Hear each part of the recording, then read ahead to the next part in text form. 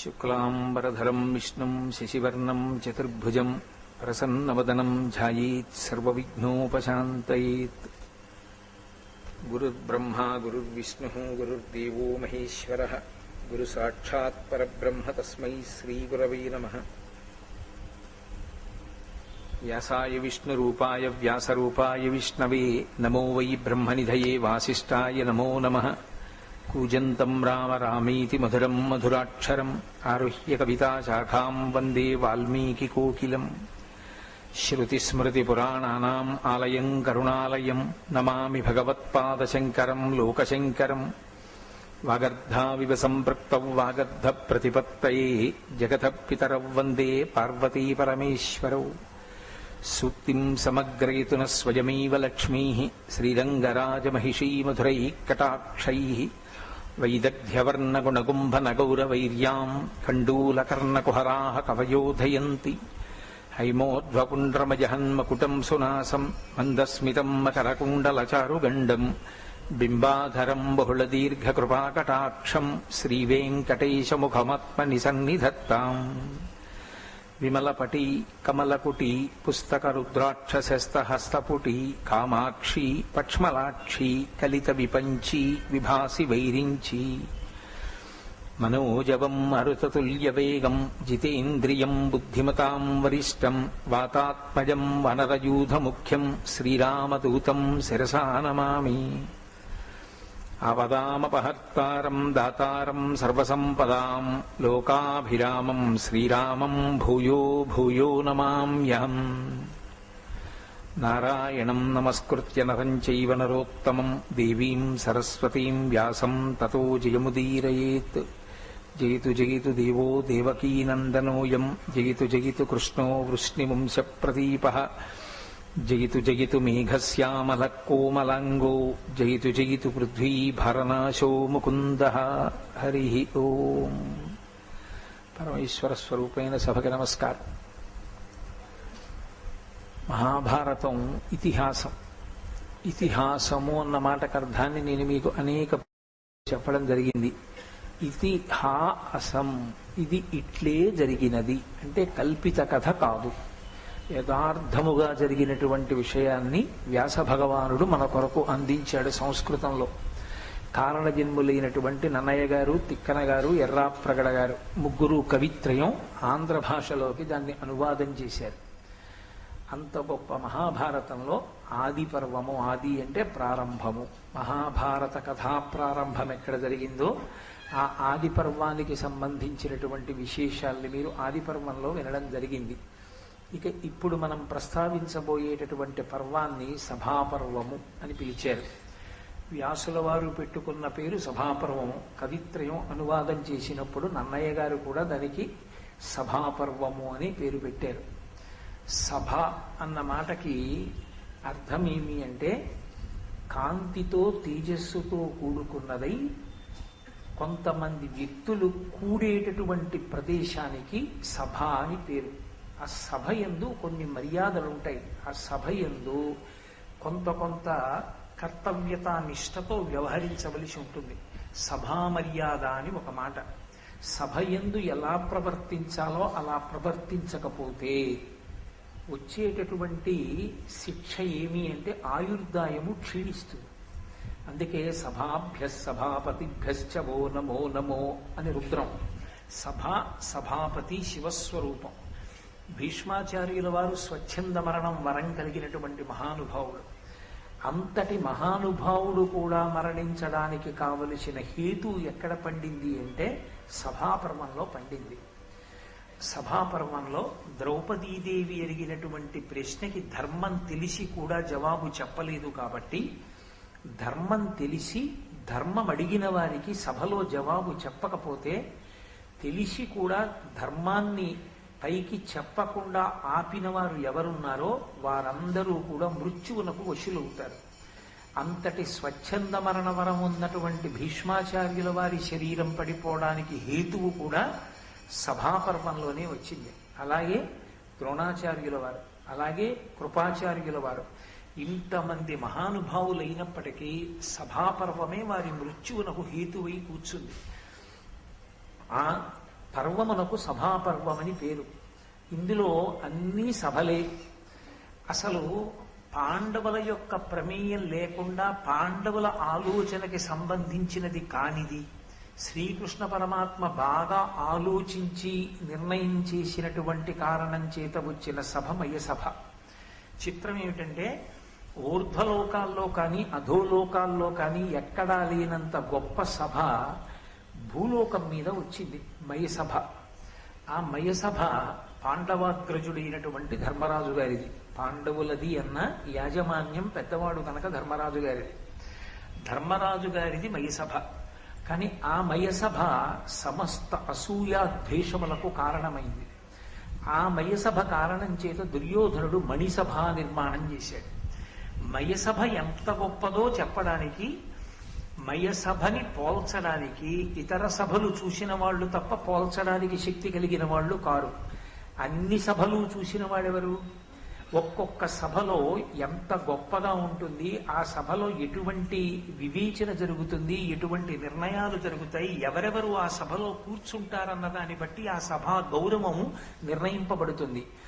ఎక్కడెక్కడ ఏ సభ ఎలా ఉంటుందో, ఇంద్రసభ ఎలా ఉంటుందో, వరుణ సభ ఎలా ఉంటుందో, యమసభ ఎలా ఉంటుందో, బ్రహ్మసభ ఎలా ఉంటుందో, ఏ సభలో ఎవరు కూర్చుంటారో, ఒక్కొక్క సభలో కూర్చోడానికి ఏ పుణ్యాన్ని సంపాదించుకున్న వాళ్ళకి అర్హత కల్పింపబడుతుందో నారద మహర్షి చెప్పి, ఇన్ని సభల కన్నా భూలోకంలో నీదైన ఈ మయసభ గొప్పది అన్నారు. ఆ మయసభ దుర్యోధనుడి యొక్క అసూయకి కారణమైంది. ఆయన మణిసభని నిర్మాణం చేశాడు. ఆ మణిసభ యూత క్రీడకి ఆలవాలమైంది. అటు ధృతరాష్ట్రుని యొక్క పుత్రులు, ఇటు పాండురాజపుత్రులు అక్కడ జూదమాడారు. శకుని తన మాయాజూదంతో ధర్మరాజుని ఓడించాడు. ఓడించిన కారణం చేత వాళ్ళు ఐశ్వర్యాన్నంతటినీ కోల్పోయారు. శకుని చేత ప్రేరేపింపబడినటువంటి ధర్మరాజు చిట్ట చివరికి తన ధర్మపత్ని అయినటువంటి ద్రౌపదీదేవిని కూడా పందెంలో ఒడ్డి ఓడిపోయాడు. అప్పుడు ద్రౌపదీదేవి ఒక ప్రశ్న వేసింది వెళ్ళిన ప్రాతికామిని, నన్నోడి తన్నోడెనా, తన్నోడి నన్నోడెనా? ఇప్పటికీ ఆ ప్రశ్నకి జవాబు చెప్పబడినట్లుగా కనపడదు.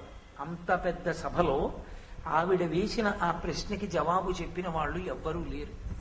చిట్ట చివరికి భీష్మాచార్యుల వారు కూడా నీ ప్రశ్నకి ధర్మరాజే జవాబు చెప్పగలడు అన్నారు. ధర్మరాజు కూడా చెప్పలేడు. అందుకే ఇప్పటికీ జవాబు చిక్కని ప్రశ్న అయితే నన్నోడి తన్నోడెనా, తన్నోడి నన్నోడెనా అంటుంటారు. కానీ ద్రౌపదీదేవి అడిగినటువంటి ఆ ప్రశ్న వెనక ఎంత ధర్మ సూక్ష్మమో దాగి ఉంది. చిట్ట చివరికి ద్రౌపదీదేవి యొక్క పాతివ్రత్య ప్రభావము చేతనే తిరిగి రాజ్యాన్ని సంపాదించుకున్నారు పాండవులు. ఇంటికి వెళ్ళిపోయారు. మళ్ళీ అనుద్యూతానికి ఆహ్వానింపబడ్డారు. మళ్ళీ అనుద్యూతానికి వెళ్ళారు. అక్కడ శకుని పందెం వేసేటటువంటి వాడు, దుర్యోధనుడు పందెం ఒడ్డేటటువంటి వాడు. 12 సంవత్సరముల అరణ్యవాసము, 1 సంవత్సరం అజ్ఞాతవాసము. ఎవరు ఓడిపోతే వాళ్ళు. అంగీకరించి ధర్మరాజు మళ్ళీ జూదమాడాడు. ఈసారి మళ్ళీ ఓడిపోయాడు. ఓడిపోయి అడవుల పాలై వెళ్ళిపోయాడు. అలా ధర్మం పక్షాన నిలబడినటువంటి పాండవులు ద్రౌపదీదేవితో కలిసి అరణ్యవాసానికి వెళ్ళిపోతున్నటువంటి ఘట్టం దగ్గర సభాపర్వం పూర్తయిపోయింది. నారచీరలు కట్టుకుని ధర్మమూర్తులైనటువంటి పాండవులు తన ధర్మపత్ని అయినటువంటి ద్రౌపదీదేవితో కలిసి అరణ్యవాసానికి బయలుదేరిపోయినటువంటి సంఘటన దగ్గర పూర్తయిపోయినటువంటి సభాపర్వం శుభప్రదంగా పూర్తయింది అని చెప్పడం సాధ్యపడే విషయమా అంటే, ధార్మిక చింతన చేసి చూసినప్పుడు ఖచ్చితంగా చాలా మంగళప్రదంగానే పూర్తయింది. ఎందుచేత అంటే భగవంతుని యొక్క అవతార ప్రయోజనము ధర్మమే. ఆ ధర్మం కాపాడబడాలి. పాండవులు అరణ్యవాస అజ్ఞాతవాసములకు బయలుదేరి వెడితే తప్ప ధృతరాష్ట్రుని యొక్క సంతతి, దుర్యోధనుడి పనుపున నిలబడినటువంటి ఇతరమైనటువంటి క్రూరులు సంహరింపబడేటటువంటి అవకాశం కురుక్షేత్ర సంగ్రామం జరగదు. అందుకని ధర్మం నిలబడడానికి ప్రాతిపదిక ఏర్పడింది కాబట్టి శుభప్రదంగానే సభాపర్వం పూర్తయినట్టు లెక్క అన్నారు. ఇందులో ఎన్నో విశేషమైనటువంటి ధర్మ సూక్ష్మాలతో కూడుకున్నటువంటి పర్వం సభాపర్వం. ఒక చోట భీముడు ప్రతిజ్ఞ చేస్తాడు, నేను దుర్యోధనుడి తొడలు విరగ్గొట్టి ఆయన తల తన్నుతాను అంటాడు. అలా అనొచ్చా? ఒక మీమాంస. ధర్మరాజు గారి యొక్క ధర్మపత్ని, పాండవుల యొక్క ధర్మపత్ని అయినటువంటి ద్రౌపదీదేవిని సభలోకి ఈడ్చుకొచ్చి ఆమె బలువలు ఊడ్వడం ఎంత ప్రమాదకరమైనటువంటి స్థితికి వెళ్ళింది. అలా ఏర్పడడానికి అసలు దుర్యోధనుడికి అటువంటి ఆలోచన రావడానికి ఆయన పక్కన చేరిన వాళ్ళెవరు? ఎవరు ఆ మాటలు మాట్లాడిన వాళ్ళు? అది సమాజానికి తన జీవితాన్ని తాను పండించుకోవడానికి ఒక వ్యక్తికి ఎంత గొప్ప సందేశాన్ని అంతర్లీనంగా ప్రతిపాదన చేస్తుంది. అసలు ద్యూతం అనేటటువంటిది దోషభూయిష్టమైనదని తెలుసున్నటువంటి ధర్మరాజు గారు ఎందుకు ఆ ద్యూత క్రీడలో కూర్చున్నాడు? పందెం ఒడ్డుతున్నప్పుడు తాను ఓడిపోతున్నాను అని తెలిసినప్పుడు ఒక్కొక్కటి కోల్పోతున్నప్పుడు ఎక్కడో అక్కడ ఆగిపోకుండా తన భార్యని కూడా పణంగా పెట్టి ఓడిపోయే పర్యంతము ద్యూత క్రీడ ఎందుకు కొనసాగించాడు? మాయాజూతంలో గెలవడం శకుని యొక్క గొప్పతనం అయితే అది మాయాజూతం అని తెలిసి ధర్మరాజు ఎందుకు పాల్గొన్నట్టు? అప్పుడు ధర్మరాజు గారు ధర్మం పక్షాన నిలబడ్డాడు అని చెప్పడానికి కారణం ఎక్కడి నుంచి దొరుకుతుంది? అలాగే పోని ఒకసారి ఓడిపోయినటువంటి వాడు రెండవసారి అనుద్యూతానికి మళ్లీ పిలిస్తే ఎందుకు బయలుదేరి వెళ్ళాలి?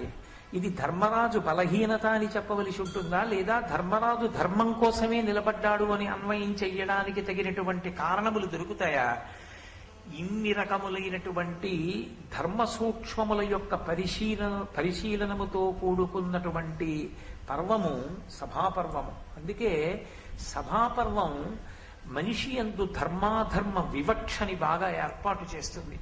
అంత పరమోత్కృష్టమైనటువంటి సభాపర్వాన్ని వ్యాస భగవానుడు సంస్కృతంలో అందిస్తే మనకి నన్నయ్య గారు తెలుగు భాషకే గౌరవాన్ని తీసుకొచ్చి అత్యద్భుతమైన రీతిలో దానిని ఆంధ్రీకరించారు.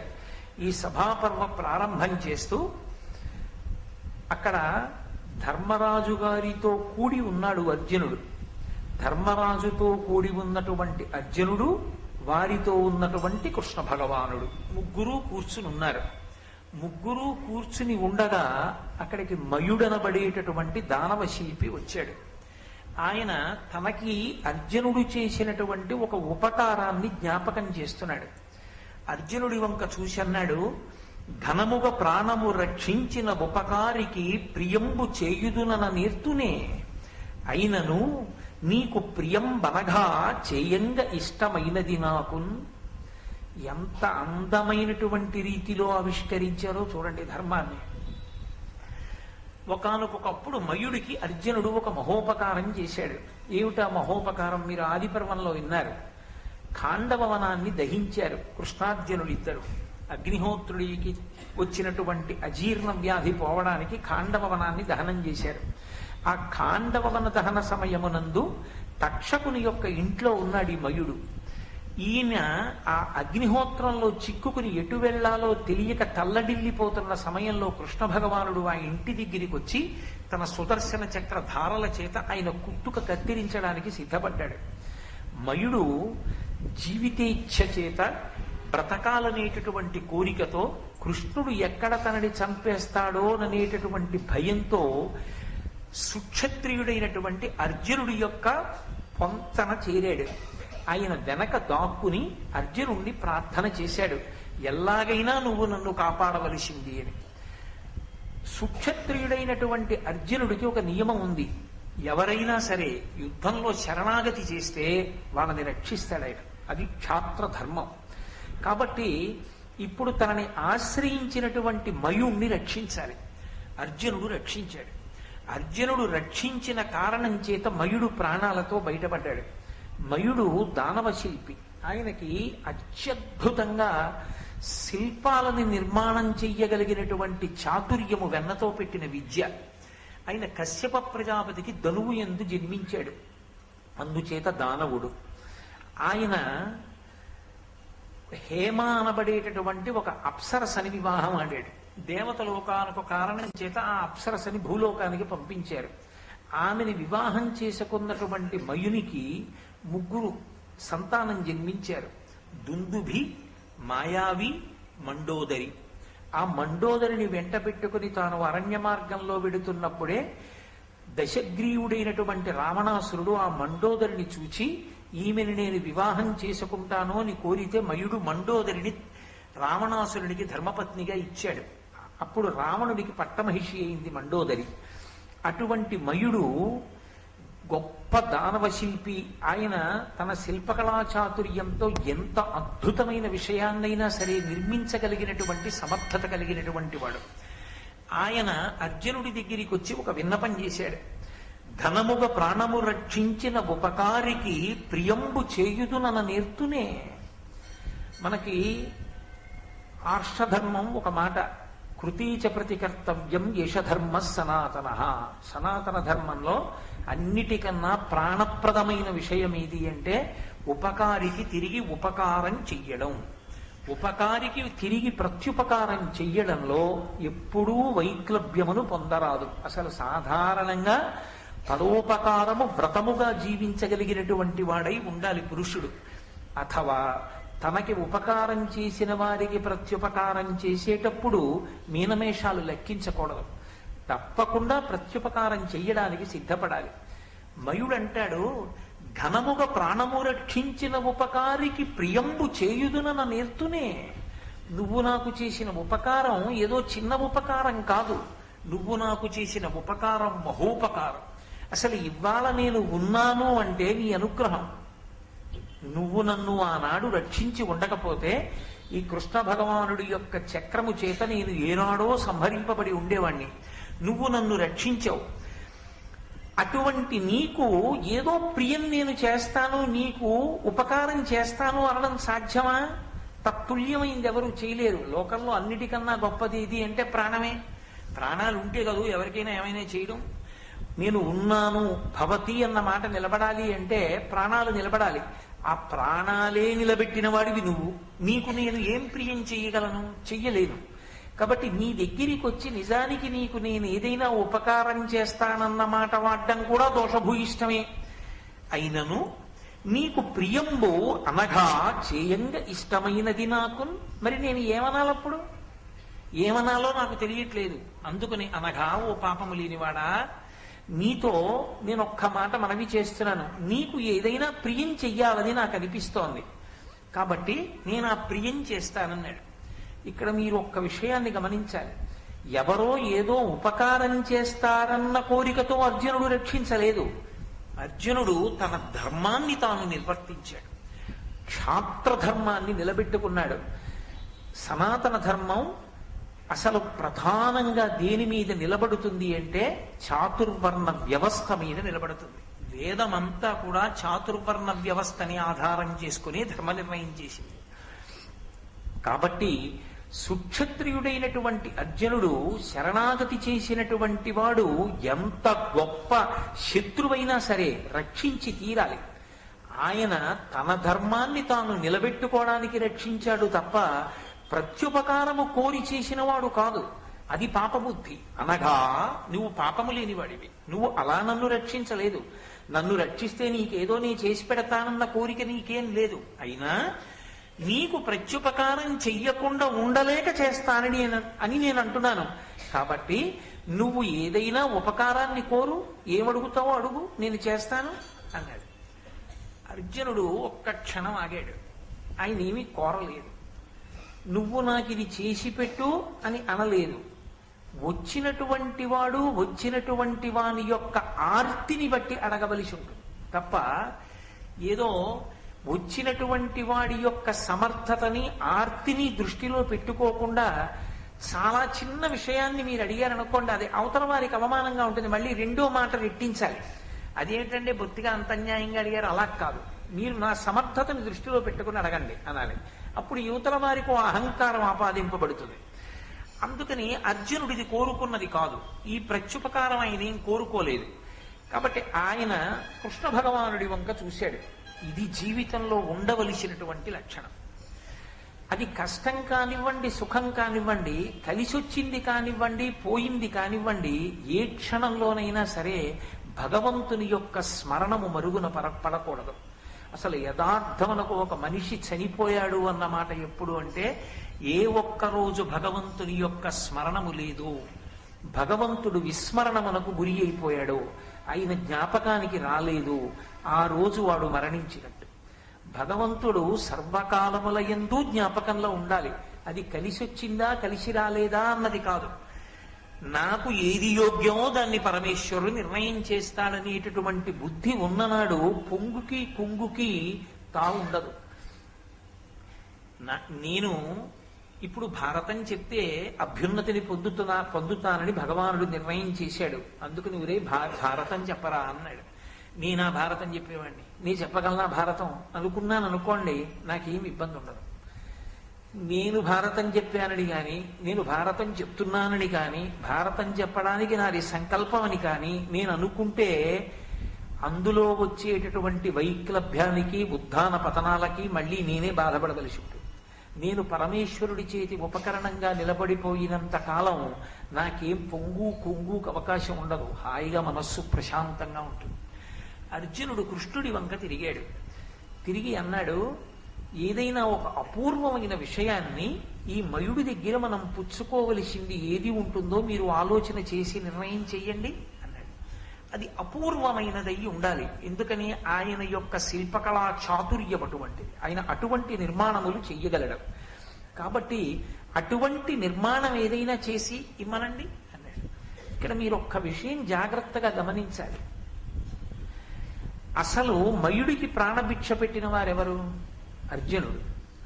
ప్రాణభిక్ష పెట్టినటువంటి వాడు అర్జునుడైతే ఆ అర్జునుణ్ణి ఏదైనా కోరుకోమని అడిగితే తాను కోరుకోకుండా కృష్ణుడికి అప్పచెప్పాడు. తనకి ఏది ఉంటే బాగుంటుందో అది మయుణ్ణి అడగమని. ఇప్పుడు మయుణ్ణి అడిగినప్పుడు కృష్ణుడు ఏది అడగాలి? అర్జునుడికి ఏది ఉపయుక్తమో అది అడగాలి. ప్రత్యుపకార బుద్ధి అంటే. కానీ లోకంలో ధర్మం అని ఒక మాట ఉంది కదా.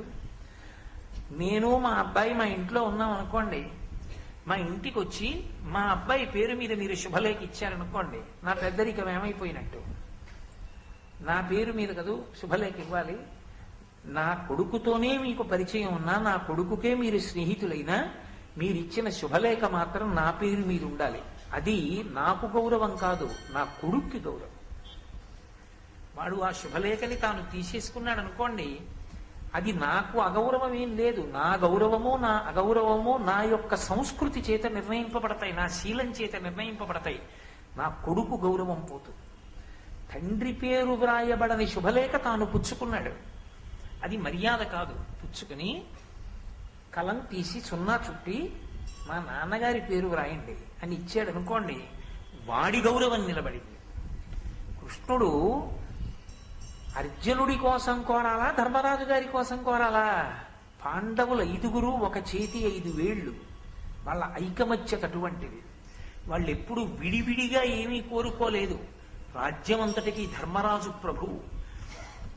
ధర్మరాజు గారి కీర్తి వైభవం ప్రకాశించేది కోరుకుంటే అర్జునుడు సంతోషిస్తాడు తప్ప, ధర్మరాజుకి కానిది అర్జునునకైనది అని కృష్ణుడు అడిగాడు అనుకోండి, అది ధర్మానికి నిలబడుతుందా? నిలబడదు. ఇలా తల తిప్పి చూసి అడగమన్నప్పుడు అడిగేయడం కాదు, అడగడంలో ధర్మం పాటించడం గొప్ప. అడుగడుగున ధర్మమే నిలబెడుతుంది. అందుకే శ్రీరామాయణము, భారతము, భాగవతము ఈ 3 కూడా మన జాతికి ప్రాణప్రదములు. ఈ 3టిని బాగా చదువుకుంటుంటే, ఈ 3టిని జ్ఞాపకం తెచ్చుకుంటుంటే, ఈ 3టిని వింటూ ఉంటే ధర్మము మనసులో స్మరణకొస్తూ ఉంటుంది. ధర్మము ఎంతగా స్మరణకొస్తే మీరు బాగా జ్ఞాపకం పెట్టుకోండి. నేను చెప్తున్న మాట, భగవంతుని చేతి పనిముట్టుగా మీరు ఇమిడిపోతారు. ఎక్కడ ధర్మం ఉన్నదో ఆ వస్తువునే ఆయన పనిముట్టుగా స్వీకరించి వ్యవస్థని దిద్దుకుంటాడు. ఈశ్వరుడు ధర్మాన్ని నిలబెట్టడం అంటే ఎవరు ధర్మాత్ములయ్యున్నారో వారిని ఆదరిస్తాడు, వాళ్ళనే తన చేతి పనిముట్టుగా తీసుకుంటాడు. తీసుకుని వాళ్ళని ఆదర్శంగా పెట్టి సమాజాన్నంతటినీ సంస్కరిస్తాడు. భగవంతుడి చేతి పనిముట్టుగా మారడం, భగవంతుని యొక్క అనుగ్రహానికి పాత్రులు కావడం కన్నా రక్షణ వేరొకటి ఉంటుంది ఆ లోకంలో, ఇంకేం ఉండదు. కాబట్టి ధర్మమే రక్షణ. ధర్మాన్ని విడిచిపెట్టుకోవడము అంటే భగవంతుడికి దూరం అయిపోవడం. భగవంతుడికి దూరం అయిపోవడము అంటే అన్ని రక్షణలకి దూరం అయిపోవడం. ధర్మాన్ని పట్టుకోవడము అంటే భగవంతుని చేతి పనిముట్టుగా నిలబడడం. భగవంతుని అనుగ్రహం చేత సర్వకాలములయందు సర్వదేశములయందు రక్షింపబడుతుండడం. ధర్మమే ప్రమాణము. అందుకే కృష్ణుడు అన్నాడు మయునితో, కురుపతికిన్ యుధిష్ఠిరునకున్ సకల క్షితిపాల సేవ్య సుస్థిర విభవాభిరామునకతి ప్రమదంబుగా రత్నరాజి సుందరమగు దాని నొక్క సభదాత్రిక పూర్వముగాను నర్చి చిచ్చెర గొనిరమ్ము నీదైన శిల్ప కళా కుశలత్వమేర్పడం అన్నాడు. నువ్వు అద్భుతమైన విషయాన్ని దేన్నైనా ఇస్తానంటున్నావుగా, కురుపతికిన్ యుధిష్ఠిరునకున్, అది ధర్మం అంటే. నువ్వు ఎవరికి ఇవ్వాలో తెలుసా బహుమానం? యుధిష్ఠిరునకి ఇవ్వాలి. ఎవరు యుధిష్ఠిరుడంటే? ధర్మరాజు. కురుపతి అయినటువంటి ధర్మరాజుకి ఇవ్వాలి. ఎవరైనా సకల క్షితిపాల సేవ్య సుస్థిర విభవాభిరామునకతి ప్రమదంబుగా, ఈ భూమండలంలో ఉండేటటువంటి సమస్త రాజుల చేత కీర్తింపబడి కప్పాలు కట్టించుకోగలిగినటువంటి సార్వభౌమ పదవి యందు నిలబడినటువంటి ధర్మరాజు గారికి. అలా నిలబడి ఉన్నాడు ఆ ధర్మరాజు? లేడు. దుర్యోధనుడు అర్ధరాజ్యం ఏలుతున్నాడు, ధర్మరాజు గారు అర్ధరాజ్యం ఏలుతున్నాడు. అర్ధరాజ్యం ఏలుతున్నటువంటి ధర్మరాజు సకల క్షితిపతి కాడు. కాని వాణ్ణి కృష్ణుడు అలా అనొచ్చా? అనడం దోషభూయిష్టం కాదా? అబద్ధం కాదా? మీరొక్క విషయం గుర్తుపెట్టుకోవాలి. యోగి నోటి వెంట వచ్చింది నిజమవుతుంది. యోగి నిజం మాట్లాడడం కాదు. యోగి నిజం మాట్లాడా అబద్ధం మాట్లాడా కాదు. యోగి నోటి వెంట ఏది వచ్చిందో అది నిజమవుతుంది. అంటే ఈ సభని అడ్డుపెట్టి చాలాసేపు ఆలోచించి కదూ అడిగాడు కృష్ణుడు సభని. ఈ సభని అడ్డుపెట్టి ఆయన ఆశీర్వచనం చేస్తున్నాడు. ఈ సభలోనే రాజసూయాగం జరుగుతుంది. ఈ భూమండలంలో ఉన్నటువంటి సమస్త రాజరాజన్యుల చేత నీరాజనములు అందుకుంటాడు ధర్మరాజు. సార్వభౌముడవుతాడు. అది ఆయన నోటి వాక్కు. అది ఆయన నోటి వాక్కే ఆశీర్వచనం. భగవంతుని యొక్క సంకల్పమే మనకు శ్రీరామ రక్ష. అందుకే మన చిన్నతనంలో పిల్లల్ని పడుకోబెట్టి నీళ్లు పోసినప్పుడు చిట్ట చివర ఓసారి నీళ్లు తిప్పి శ్రీరామ రక్ష అంటుండేవారు. రామచంద్ర ప్రభువు యొక్క రక్ష రక్ష. మన రక్ష ఏమి రక్ష? మనం రక్షించగలమా? పరమేశ్వరుడు రక్షిస్తూ ఉండాలి నిరంతరం. అందుకని కురుపతికిన్ యుధిష్ఠిరునకున్ సకల క్షితిపాల సేవ్య సుస్థిర విభవాభిరామునగతి ప్రమదంబుగా రత్నరాజి సుందరమగు దాని నొక్క సభధాత్రిక పూర్వముగాను నర్చి. ఆ నువ్వు నిర్మించి ఇవ్వవలసినటువంటి సభ సామాన్యమైనటువంటి సభ కాకూడదు. అది రత్నముల చేత పొదగబడినదై అసలు ఈ భూమండలంలోనే ఎప్పుడూ ఎక్కడా ఎవరి దగ్గర లేనంత గొప్ప సభనొక దానిని కొనిరమ్మో తొందరగా చేసి తీసుకురా. నీదైన శిల్ప కళా కుశలత్వమేర్పడం. నువ్వు దానవ శిల్పివి, చాలా గొప్ప శిల్పకళా నైపుణ్యం ఉన్నవాడివని కదా చెప్తారు. నీ శిల్పకళా వైభవమంతా కూడా ప్రకాశించేటట్టుగా, అబ్బా ఏమి సభ అండి అని ఆ సభ చూడగానే నువ్వే గుర్తు రావాలి. ఎవరు నిర్మించారు ఈ సభ అని అడగకూడదు. మయుడు తప్ప ఎవరు నిర్మించగలరు? మయ సభ అనాలి. అటువంటి సభను ఒకదాన్ని తీసుకురా. ఆ సభ ఇతపూర్వం కాని ఇప్పుడు కాని వచ్చే కాలంలో కాని వేరొకరికి చెందినది కాని వేరొకరికి అటువంటిది ఉన్నది కాని కారాదు. అంత గొప్పదవ్వాలి. అంత గొప్ప సభను ఒక దానిని నిర్మించి తీసుకురా అన్నాడు. అమ్మ బాబోయ్ చాలా పెద్ద కోరిక కోరారు అనలేదు. పొంగిపోయాడు మయుడు. పొంగిపోయి ఆయన అన్నాడు, ఈ మనుజేంద్రుడు ఇంద్రధనుజేంద్రుల కంటే మహావిలాస సౌఖ్యముల పెద్ద ఇద్ధరణి కావున ఈతని పెర్మికింతగన్ ఇమ్మి ఉనర్చదన్ సభమణి ప్రభనొప్పగా దేవతాభిమానమ్ములిట్టివే అని జనమ్ములు దానిని మెచ్చి చూడగన్. ఆయన అన్నాడు, తప్పకుండా నిర్మిస్తాను సభ. ఎటువంటి సభను నిర్మిస్తానో తెలుసా? ఈ మనుజేంద్రుడు ఇంద్రధనుజేంద్రుల కంటే మహావిలాస సౌఖ్యముల పెద్ద ఇద్ధరణి కావున ఈ భూమండలంలో ఈ మనుజేంద్రుడు మనుష్యులకందరికీ కూడా ఇంద్రుడు, అంటే సమస్త మానవాళికి ప్రభు అయినటువంటి ధర్మరాజు పైన ఉన్నటువంటి స్వర్గలోకాధిపతి అయినటువంటి ఇంద్రుడి కన్నా పాతాళ లోకాన్ని ఏలుతున్నటువంటి దానవ చక్రవర్తి అయినటువంటి బలి చక్రవర్తి కన్నా ఈతడే గొప్పవాడు. కాబట్టి ఇతడే ఇటువంటి సభని అనుభవించడానికి, ఇటువంటి సభని తనదిగా పొంది ఉండడానికి అర్హత ఉన్నవాడని సమస్త ప్రపంచం కొనియాడేటట్టుగా నేను అటువంటి సభను నిర్మించి తీసుకొచ్చి ధర్మరాజుకి ఇస్తాను. ఇక్కడ నిర్మిస్తానంట లేదు. సభా ప్రాంగణాన్ని నిర్మించడం అంటే ఇక్కడ నిర్మించాలి, అంటే ఇక్కడ సభని నిర్మాణం చేయండి అంటే ఇక్కడ కట్టాలి. అలా అంటా లేదు మయుడు. కొనితెమ్ము చెచ్చరం అన్నాడు కృష్ణుడు. ఎక్కడో కట్టి ఇక్కడికి పట్టుకురా అన్నాడు. అసలు అదో విచిత్రం. ఆయన అంటున్నాడు, నేను తెచ్చేది ఎటువంటిదై ఉంటుందో తెలుసా? చేస్తున్నాం కానీ వాళ్ళు దానికి అర్హులా, ఈ సభని కాపాడుకోగలరా అని నాకు అనుమానం లేదు. ఇతను మనుజేంద్రుడు. ఎందుచేత ఆ మాట వచ్చింది మయుని నోటి వెంట అంటే, ఒకానొకప్పుడు ఇంద్రుడికి రాజ్యం పోతే ఉపేంద్రుడై, ఇంద్రుడికి తమ్ముడై, వామనమూర్తి అయి బలిచక్రవర్తి దగ్గర రాజ్యాన్ని తీసుకుని మళ్ళీ ఇంద్రుడికి రాజ్యం ఇచ్చినటువంటి వాడు శ్రీ మహావిష్ణువే. అదే శ్రీ మహావిష్ణువు ఆ బలిచక్రవర్తి దగ్గర రాజ్యాన్నంతటినీ తీసుకుని ఇంద్రుడికి ఇచ్చేసినప్పుడు వరుణపాశముల చేత బలిచక్రవర్తిని కట్టేస్తే బలిచక్రవర్తి నిరాధారుడై సభలో నిలబడిపోతే ఆయన భార్య వింధ్యావళి వచ్చి ఏడిచి, నువ్వు కోరుకున్నదంతా 3 అడుగుల నేలగా ధారపోసేశాడే నా భర్త, ఎందుకు ఇలా బంధించావు వరుణపాశములతో అని అడిగితే, నేను బంధించలేదమ్మా, ఎవ్వని కరుణింప నిశ్చయించితివాని అఖిల విత్తంబునే అపహరింతు అన్నాడు. ఎవరిని రక్షించాలనుకుంటానో వాళ్ళ సమస్త విత్తాన్ని తీసుకుని పరీక్ష చేస్తాను. బలిచక్రవర్తిని నేను అనుగ్రహిస్తున్నాను. ఇతను పాతాళ లోకానికి ప్రభువు అవుతాడు. దిక్పాలకుల యొక్క ఆజ్ఞ ఇతనికి వర్తించదు. ఇతనిని నా శంఖచక్రములు సర్వదా కాపాడుతుంటాయి. నా శంఖచక్రములను ఇతనికి కాపలాగా ఉంచుతున్నానన్నాడు. ఒకనాడు బలిచక్రవర్తికి రాజ్యం ఇచ్చినవాడు శ్రీ మహావిష్ణువే, ఒకనాడు ఇంద్రుడికి రాజ్యం ఇచ్చినవాడు శ్రీ మహావిష్ణువే. ఇవాళ ధర్మరాజు గారిని సార్వభౌముణ్ణి చేసేవాడు శ్రీ మహావిష్ణువే. ఇంద్రుడికి రాజ్యం ఇచ్చిన నాడు రాజ్యం ఒక్కటే ఇచ్చాడు. బలిచక్రవర్తికి రాజ్యం ఇచ్చిన నాడు రాజ్యం ఒక్కటే ఇచ్చాడు.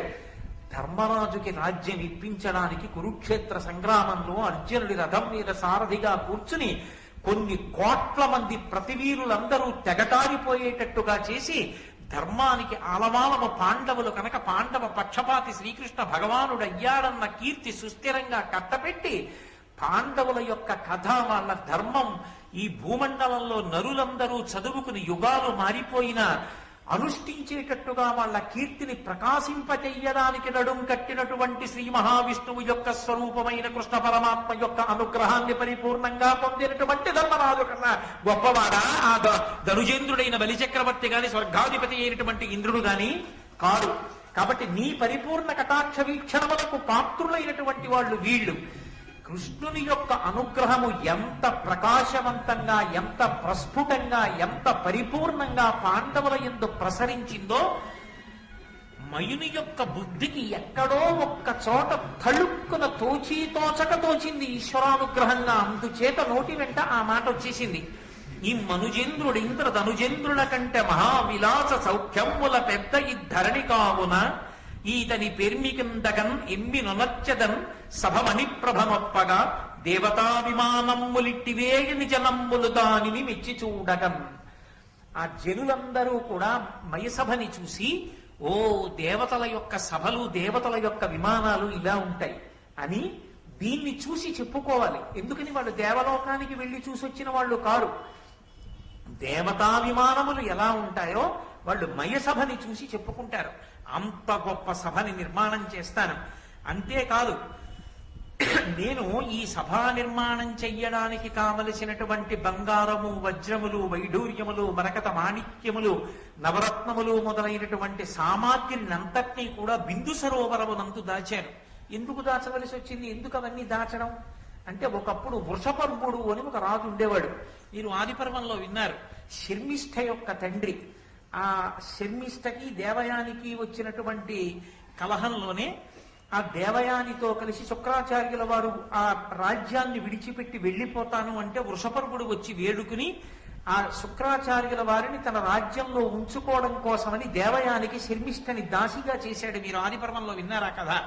కాబట్టి అటువంటి వృషపర్వుడనేటటువంటి రాజుకి ఒక గొప్ప సభని నిర్మాణం చెయ్యడం కోసమని నేను ఒకానొకప్పుడు సంకల్పం చేసి తత్సంబంధమైనటువంటి రత్నములు సంభారములనన్నిటినీ బిందు సరోవరంలో దాచి ఉంచాను. ఆ ఒక్క సంభారములను తీసుకొచ్చి మయసభా నిర్మాణం చెయ్యడమే కాదు, భౌమాదిత్యుడనబడేటటువంటి రాజు ఒకానొకప్పుడు ఈ భూమండలంలో ఒక సుక్షత్రియుడై రాచరికం చేస్తూ గొప్ప తపస్సు చేసి ఋషి అయ్యాడు. ఆ ఋషి మండలాన్ని చేరినటువంటి ఆ భౌమాదిత్యుడనేటటువంటి రాజు నాకు ఒక శంఖాన్ని ఒక గదని ఇచ్చాడు. ఆ గద శత్రువులను దునుమాడుతుంది. ఆ శంఖం పూరించినంత మాత్రం చేత కొన్ని వేల మంది యొక్క కర్ణరంధ్రములు బద్దలైపోయి నెత్తురు కారిపోతుంది. అంత గొప్పదైనటువంటి ఆ శంఖం దేవదత్తాన్ని, ఆ గదని భీమసేనుడికి, దేవదత్తమన్న శంఖాన్ని అర్జునుడికి కూడా తీసుకొచ్చి ఇస్తాను. దానితో పాటుగా ధర్మరాజు గారికి ఈ సభా నిర్మాణం చేస్తాను. అంటే కడుపులో ఎక్కడో అర్జునుడికి కూడా ఉపకారం చెయ్యాలన్న కోరిక ఉంది.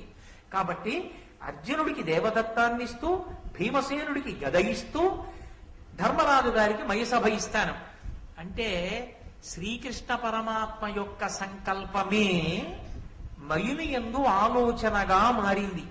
ఈశ్వరానుగ్రహం అనేటటువంటిది ఒక్కసారి బయటికి రావాలి, కానీ పరమేశ్వరుడు వీడికి కావలసినటువంటి పదార్థములు సమకూడాలి అని కోరుకోవాలి. కానీ అవి ఎప్పటికి ఎందుకు పనికొస్తాయో మనకి తెలియదు. పరమేశ్వరుడు మాత్రం వాటిని ఇప్పుడే చేకూరుస్తాడు.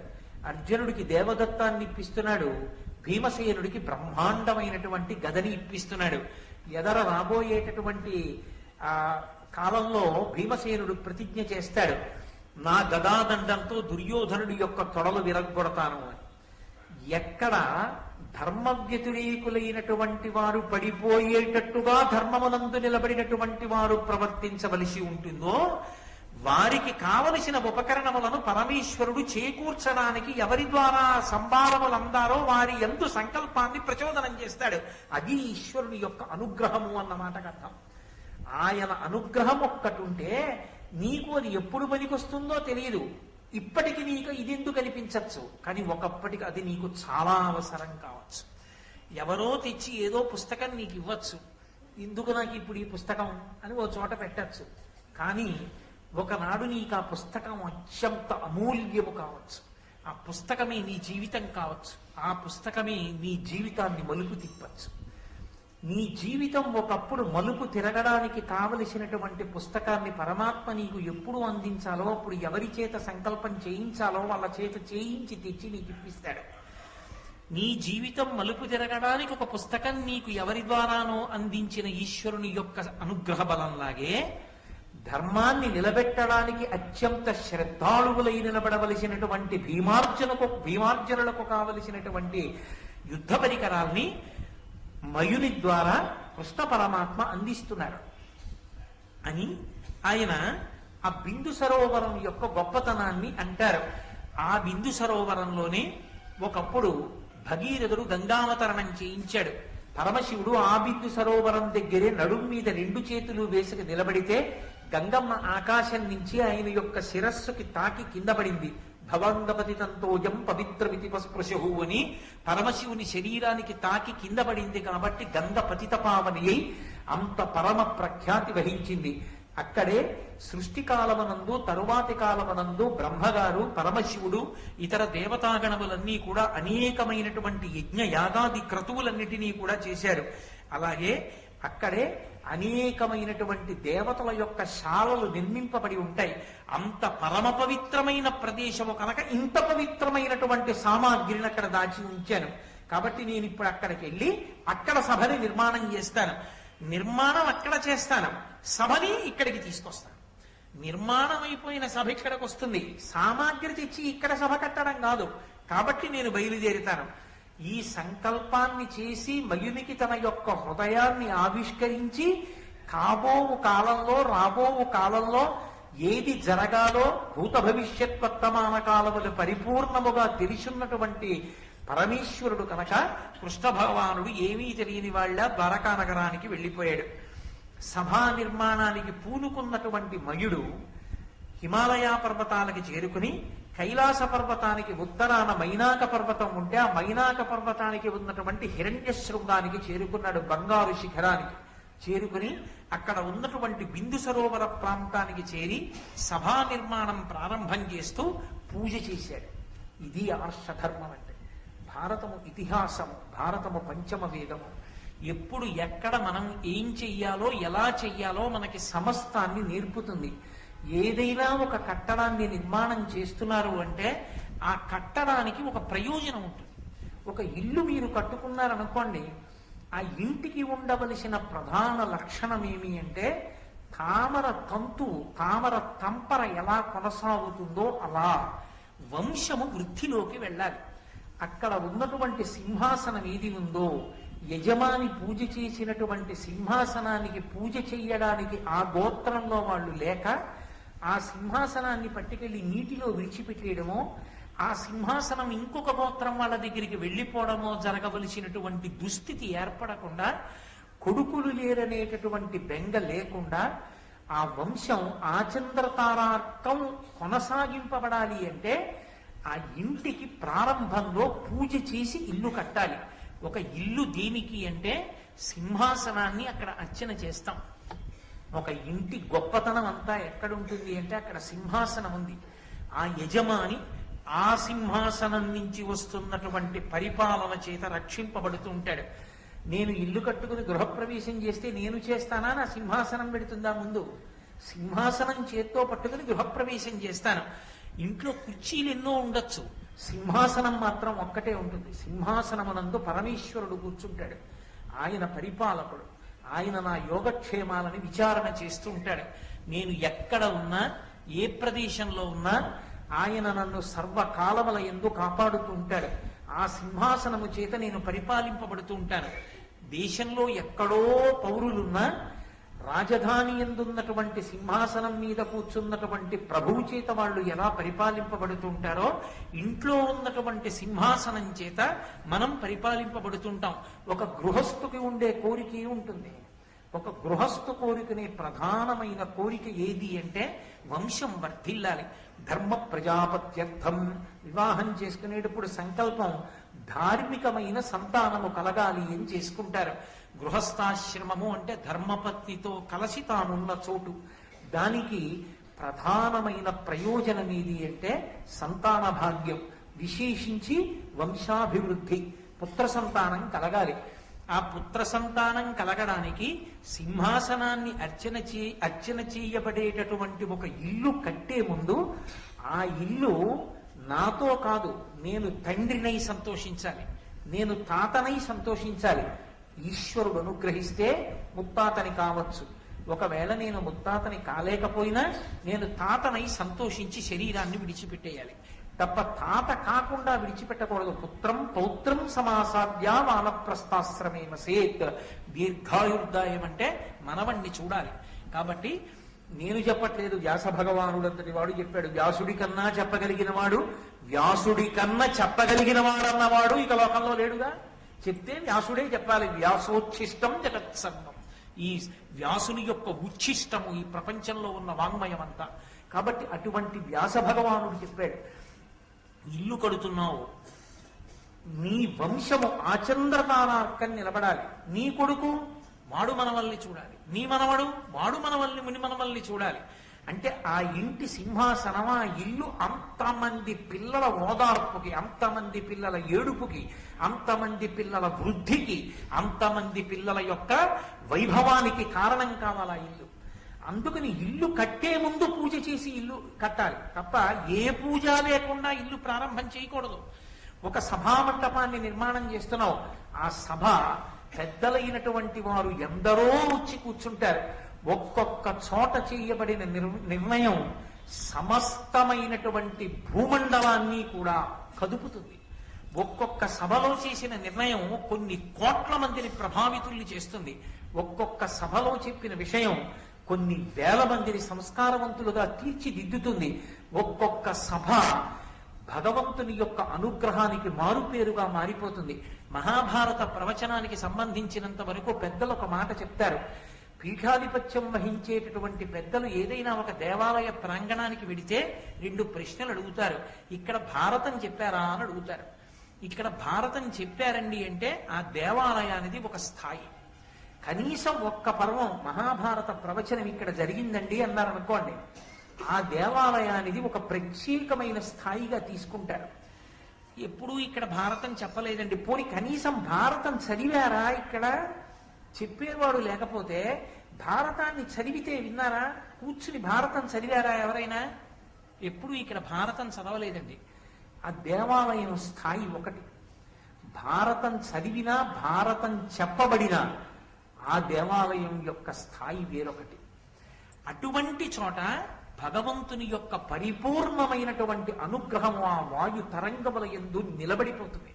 అందుకే అటువంటి ఆలయ ప్రాంగణంలో ప్రవేశించి కూర్చుని కోరిక కోరుకున్న ఈశ్వరుడికి ఒక నమస్కారం చేసినా వెంటనే కోరికలు తీరుతాయి. కారణం ఏమంటే భారత ప్రవచనం జరుగుతున్నప్పుడు ప్రవచనం ఎంత గొప్పదో, వింటున్న వాళ్ళ మనస్సులన్నీ రంజిల్లుతున్నప్పుడు ఈ భావ ప్రకంపనల చేత పరమేశ్వరుని యొక్క తేజస్సు ఉద్దీపింపబడుతుంది. ఉద్దీపింపబడి ఆయన శక్తి పెరిగి ఆయన మరింత మంది కోరికలు తీర్చగలిగినటువంటి వాడు అవుతాడు. కాబట్టి దేవాలయములకు ఆ స్థాయి ఉందా? సభ అంత గొప్పదవుతుందా? ఆ సభ ఎన్నో విశేషాలకి కారణం అవుతుందా? ఇన్నిటికి కారణం అవ్వాలంటే ఏదో భౌతికమైనటువంటి అందం కాదు, ఆ సభ అంత గొప్పదవ్వాలి. అలా కోరుకున్నాడు కాబట్టే, అటువంటి పూజ చేసి మొదలు పెట్టాడు కాబట్టే ఆ సభా మంటపంలో శ్రీకృష్ణ భగవానుడికి అగ్ర పూజ జరిగింది.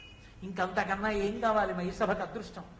కాబట్టి ఆయన దాన్ని ప్రారంభం చేస్తూ దేవ బ్రాహ్మణులకు నానావిధ పూజల తర్పణము చేసి ధరిత్రీ వనిత కపూర్వ శ్రీకావింపతొడంగమయుడు కడురంగముగన్. ఆయన అనేకమైనటువంటి దేవతల యొక్క మూర్తుల్ని ఆరాధన చేశాడు. ఒక భూమి మీద ఒక మంటపాన్ని నిర్మాణం చేసేటప్పుడు అది గృహమా, ఆరామమా, మంటపమా, సభ, ప్రాంగణమా విడిచిపెట్టండి. అది ప్రకాశవంతము కావడానికి, ఫలవంతము కావడానికి ఏ ఏ దేవతల యొక్క అనుగ్రహాన్ని సాధించుకోవడానికి మీరు పూజ చెయ్యవలసి ఉంటుందో అటువంటి దేవతలందరినీ పూజ చేశారా? మయుడు అటువంటి దేవతలందరినీ కూడా నానావిధ పూజల తర్పణము చేసి వాళ్ళందరినీ కూడా అనేక రకములైనటువంటి పూజల చేత అర్చించి తృప్తిపరిచాడు. పూజించిన వాడు పూజనీయుడవుతాడు. మీరు ఆ మాట బాగా జ్ఞాపకం పెట్టుకోవాలి. ఎప్పుడు పూజ చెయ్యడం ఎందుకో తెలుసా? పూజ చేస్తే పరమేశ్వరుడు ప్రీతి పొందుతాడు అని నేను ఒక మాట చెప్పాను అనుకోండి, ఆ మాట చాలా వదులుగా ఉంటుంది. ఎందుకో తెలుసా? పూజ చేయడం అంటే ఓ వస్త్రద్వయం ఇచ్చి, అర్ఘ్యం ఇచ్చి, పాదోదకం ఇచ్చి, కాస్త పటికి బెల్లం నైవేద్యం పెట్టి 2 పుష్పాలు కాళ్ళ మీద వేసి 4 స్తోత్రాలు చదివితే ఈశ్వరుడు మీ పట్ల ప్రసన్నుడవుతాడు అని నేను చెప్పాను అనుకోండి. అప్పుడు పూజ చేస్తే ఈశ్వరుడు ప్రసన్నుడవుతాడు అని నేను చెప్పిన ఉత్తర క్షణంలో పొగిడితే లొంగిపోయేవాడు ఈశ్వరుడు అయ్యాడు. అవునా కాదా? అప్పుడు ఈశ్వరుడు పొగిడితే లొంగేవాడైతే పూజ చేసిన వాడికి ఈశ్వరుడు లొంగిపోతాడు అన్న నా మాట అర్థరహితమైనది. అందుకని నన్నయ్య గారు పద్యాన్ని అంత అందంగా ఇస్తున్నారు. పూజ చేసిన వాడు పూజనీయుడవుతాడు. ఎందుచేత పూజనీయుడవుతాడు అంటే పూజ పరమేశ్వరుడు పొంగిపోవాలని కాదు చేస్తున్నది. ఈశ్వర, నా యందు ఏ తేజస్సును చూసి లోకమంతా నన్ను గౌరవిస్తోందో, ఏ తేజస్సును చూసి లోకమంతా నాకు నమస్కారం చేస్తోందో ఆ తేజస్సు సహజముగా నాది కాదు. నా ఉపాధిలో నువ్వు ఆ తేజస్సుని ప్రకాశింపచేశావు. ప్రకాశింపచేసిన వాడివి నువ్వు. ఆ ప్రకాశింపచేసిన తేజస్సు నిలబెట్టుకోవడానికి కావలసినటువంటి అర్హత నా యందు నిలబెట్టు. ఆ అర్హత పోతే నువ్వు తీసేస్తావు ఆ తేజస్సు. ఆ అర్హత నా యందు ఉంచు అని ప్రార్థన చెయ్యడం పూజ. ఎవరు అలా అడిగారో వాడు అర్హతని నిలబెట్టుకుంటానని కోరుకుంటున్నాడు కనుక ఈశ్వరుడు అనుగ్రహాన్ని ద్విగుణీకృతం చేస్తాడు, వాడు పూజనీయుడవుతాడు లోకం చేత. అంటే పూజ దేనికి అంటే నువ్వు పూజనీయుడవు కావడానికి. అంతేకాని పూజ చెయ్యడం ఎందుకు అంటే పరమేశ్వరుడు నువ్వు పూజ చేస్తే చాలా ప్రీతి పొందేస్తాడని అనుకోకూడదు. అప్పుడు అసలు ఆ ఆలోచనలోనే ఒక దోషం ఉంటుంది. ఎందుకు పూజ చేస్తున్నావు అంటే పూజ చేసి పూజనీయుడు అవుతావు. మీకు నేను ఒక ఉదాహరణ చెప్పాలంటే, నాకెవరో ఒకరు ఉపకారం చేశారు. ఎందుకండి మీరు అంత ఉపకారం చేశారు ఆయనకి అని అడిగారు అనుకోండి, ఏం చెప్పమంటారు? ఒకనొకప్పుడు మహానుభావుడు నాకు ఎంత ఉపకారం చేశారో తెలుసా? నేను చాలా ముఖ్యమైన వివాహానికి వెళ్ళాలి, దానికి వెళ్ళకపోతే నా మర్యాద పోతుంది. నేనా రాత్రంతా మంచులో జనరల్ కంపార్ట్మెంట్లో కూర్చోలేను, ఆరోగ్యం అనుమతించదు. మహానుభావుడు ఎవరో తనకి తెలిసిన వాళ్ళతోటి తత్కాల్లో టికెట్ తెచ్చిపెట్టారు. నేను లైన్లో నించోలేను, ఏమీ లేదు. ఆయన పుణ్యం అని మర్యాద నిలబడింది నాది. ఆయనకి చేయకపోతే ఎలాంటి ప్రత్యుపకారం అన్నాను అనుకోండి నేను మీతో, మీరేమనుకుంటారు నా గురించి? అరే ఓ తత్కాల టికెట్ తెచ్చి ఇచ్చాడని ఎంత జ్ఞాపకం పెట్టుకుని మళ్ళీ ప్రత్యుపకారం చేసి పొంగిపోతున్నాడు ఆయన. ఈయన నిజంగా ఉపకారానికి పాత్రుడురా, ఎంత కృతజ్ఞత ఉన్నవాడురా అని మీరు అనుకుంటారా అనుకోరా? అంటే ఇప్పుడు నేను అవతల వారిని పూజించి చులకనయ్యానా? అవతల వారిని పూజించి నేను పూజనీయుడనయ్యానా? లౌకికంగా ఒక చిన్న ఉపకారం చేతనే నేను పూజనీయుణ్ణైతే పరమేశ్వర పూజ చేత ఎంత పూజనీయుణ్ణవుతాను? పూజనీయత కీర్తి పొందుట అంటే సద్గుణములతో ధర్మమునందు నిలబడుట, ధర్మమునందు నిలబడుటే ఈశ్వరానుగ్రహములకు పాత్రుడవుట. ఇంకేం కావాలంతకన్నా? అందుకని తాను నిర్మాణం చెయ్యాలనుకున్నటువంటి సభ ఓ 10,000 మంది కాపలాదారులతో లోపల రత్నాలున్నాయి, వజ్రాలున్నాయి, ఎవరెడతారో అని చెప్పి ఎవ్వరూ వెళ్లకుండా లోపలికెళ్ళి, లోపలికెళ్ళేటప్పుడు ఒళ్ళంతా తడివి లోపలికెళ్ళి బిక్కు బిక్కుమంటూ చూసొచ్చేది కాకూడదు. అది ఒక అద్భుతానికి కారణం కావాలి. సాక్షాత్ పరమేశ్వరుడైనటువంటి శ్రీకృష్ణ భగవానుని అగ్రపూజకి కారణమైంది. కురుక్షేత్ర యుద్ధానికి బీజం అక్కడే పడింది, మైసభలో దుర్యోధనుడి తొట్టుపాటులో. అదిగో అంతటి అపూర్వ తేజస్సు కలగాలి అంటే మన ప్రజ్ఞ చేత నడవదు. మనం గోడ కట్టగలమేమో, రత్నాలు తాపడం చేయగలమేమో, దాని చిరస్థాయి, దాని కీర్తి ఎక్కడ నుంచి వచ్చింది అంటే నీవు చేసిన పూజ నుండి వచ్చింది. అందుకేనేమో మయుడు చేసిన పూజే కారణమేమో మహాభారతంలో మయసభ ఒక్కటి ఏకపాత్రాభినయం అయిపోతుంది. ఏకంగా మిగిలినవన్నీ కూడా అలా చేయరు. దుర్యోధనుడు మయసభలో ఏకపాత్రను అభినయించుట అది ఒక పెద్ద విశేషమై కూర్చుందంతే లోకంలో. బహుశా మయుడు చేసిన పూజేనేమో. కాబట్టి భారతాన్ని కేవలం జరిగిన కథగా వినకండి, అది కాదు వ్యాస హృదయం. వ్యాస హృదయం ఎప్పటికీ ధర్మాన్ని లోకానికి అందించడం. ఒకటి నిర్మాణం చేసే ముందు తత్సంబంధమైన దేవతా పూజ చెయ్యాలి. కాబట్టి ఆయన దేవ బ్రాహ్మణులను పూజ చేశాడు. ఎందుకని? వాళ్ళు వేదం చదువుకున్నారు. వాళ్ళు చదువుకోని నాడు, వాళ్ళు చెప్పడానికి సిద్ధంగా లేని నాడు ధర్మము లోకమనందు నిలబడదు. కాబట్టి వారిని పూజించాలి. అందుకని బ్రాహ్మణ పూజ చేశాడు.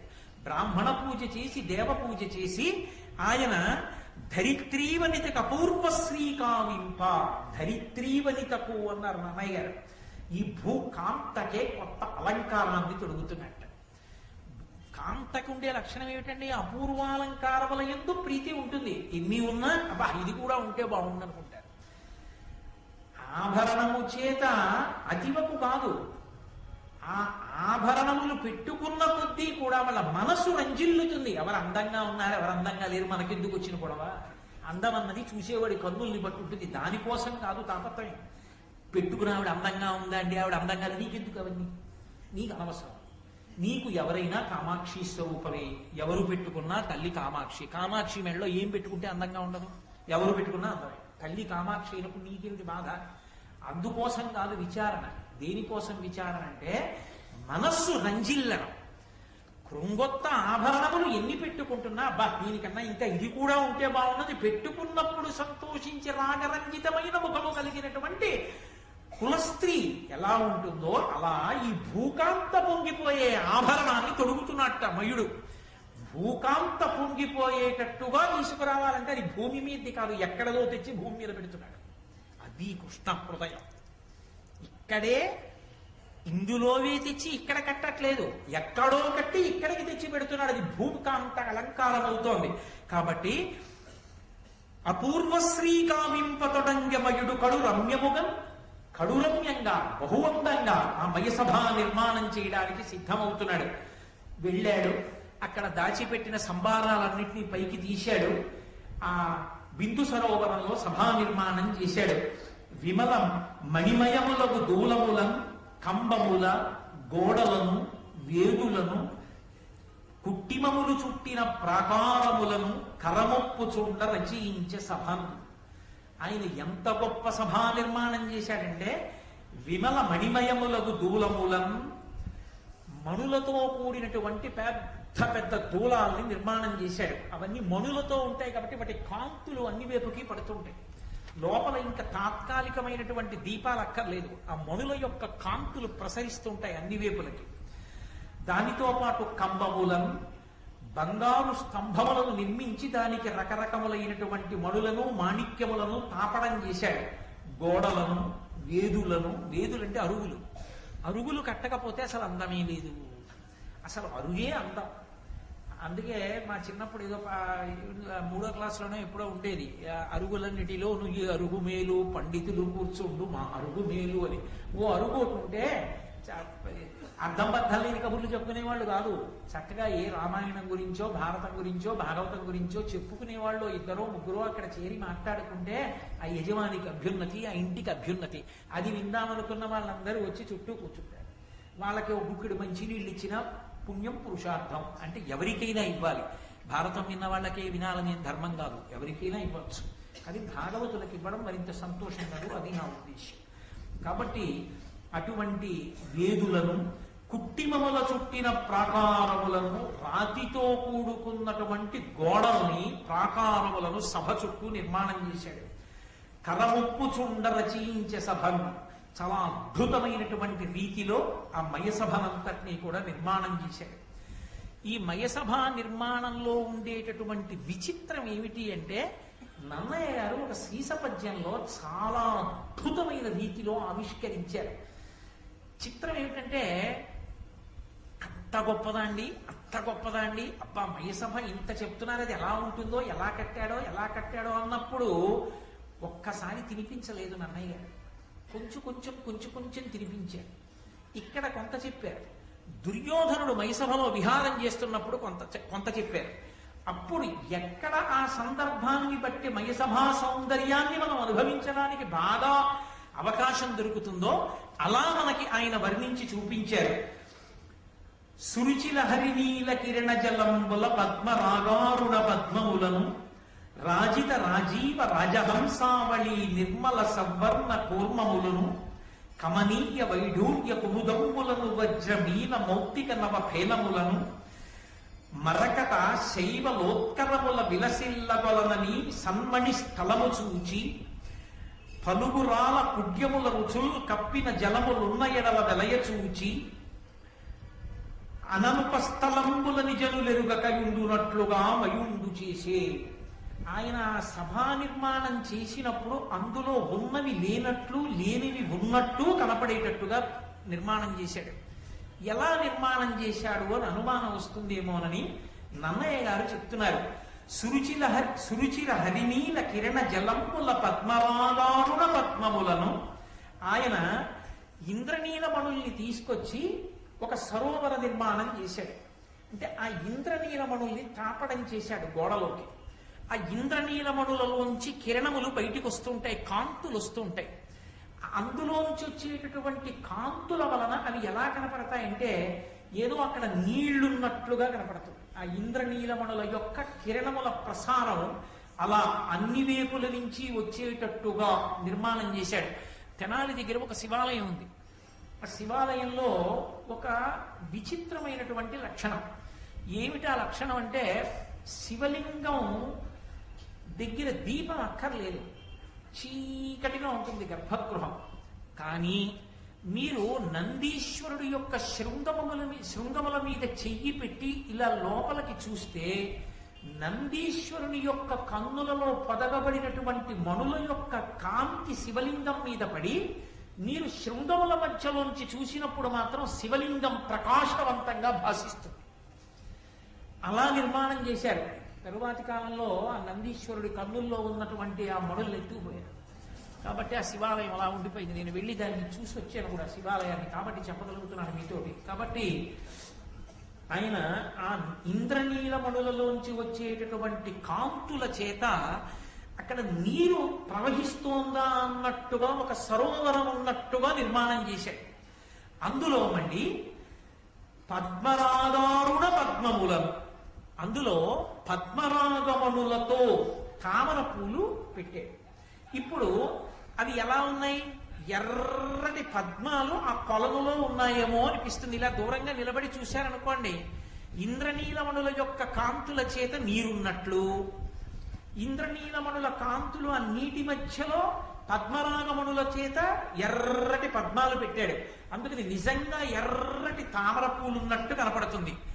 దానితో పాటుగా రాజత రాజీవ రాజహంసావళి నిర్మల సవర్ణ కూర్మములు, అక్కడ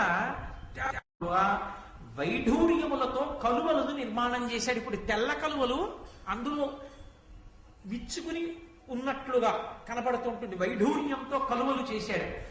వజ్రాలతో చాపలు చేశాడు. వజ్రాలతో చాపలు చేయడం వల్ల దాని పొలుసులు ఉంటాయి. ఆ పొలుసులు తలుక్కు తలుక్కు తలుక్కు తలుక్కు మెరుస్తూ ఉంటాయి. అది ఒక్కొక్క కాంతిలో ఇలా తిరుగుతుంటే పొలుసులు మెరుస్తాయి, దాని కళ్ళు మెరుస్తాయి. ఆ పొలుసులు మెరవడానికి, ఆ కళ్ళు మెరవడానికి వీలుగా వజ్రాలతో చాపలు చేసి విడిచిపెట్టాడు. అవి వెడుతుంటే చాపలు నీళ్లలో తిరుగుతున్నాయి అనిపిస్తుంది. ఇది చాలదు అన్నట్లుగా ఆ నీటిలా కనపడుతున్నటువంటి ఇంద్రనీలమణుల కాంతుల కింద మరకతమణుల కాంతులు పడేటట్టు చేశాడు. ఇప్పుడు ఈ మరకతమణుల కాంతుల వలన ఏమవుతుందంటే నీటి అడుగున నాచు పట్టినట్టు కనపడుతుంది.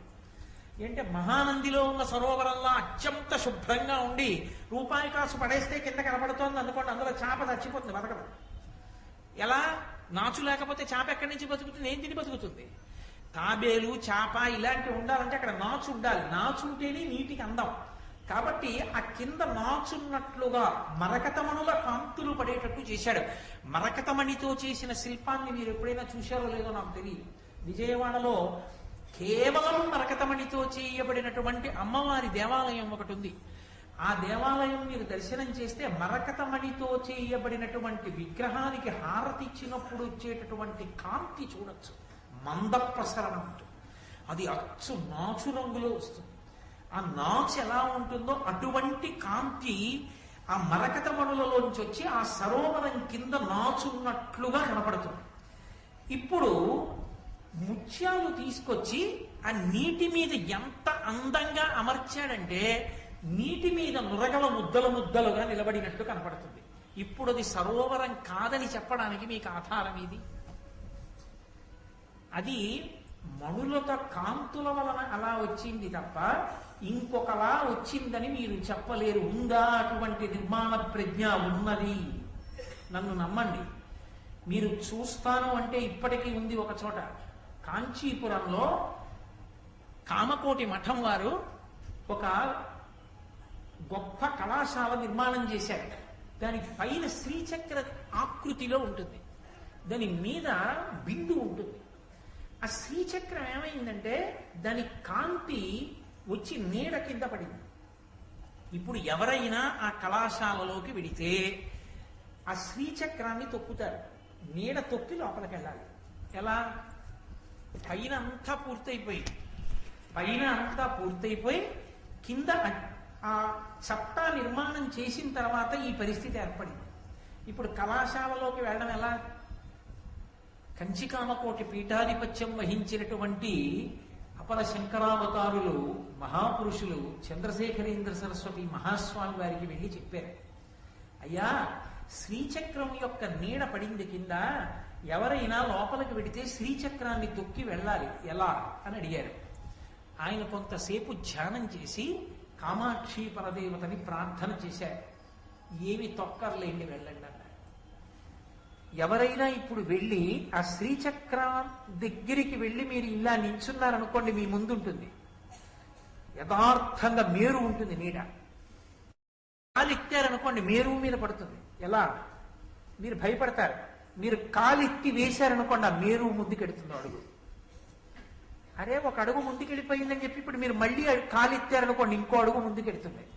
ఎంతమంది ఎన్ని వైపుల నుంచి వచ్చినా అంతమందికి ఒక అడుగు ముందుకుంటుంది, కానీ ఎవరి చేత తొక్కబడదు. ఏమి చెప్పాలి?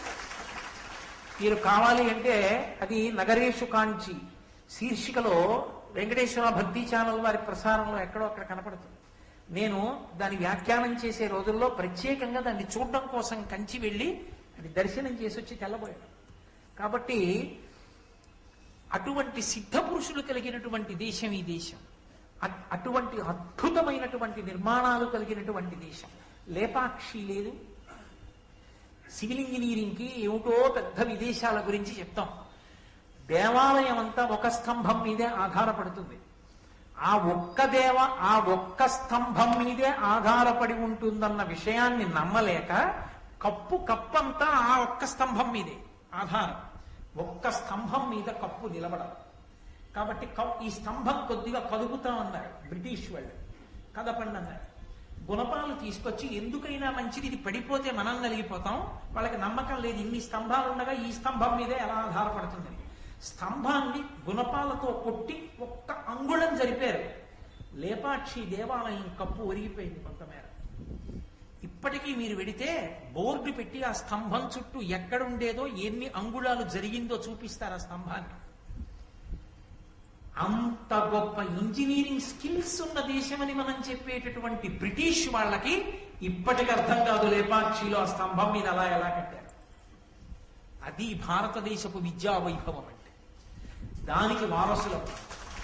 కాబట్టి ఎందుకు నిర్మించలేడు మయుడు? ఆయనకున్న దేవతానుగ్రహం అటువంటిది.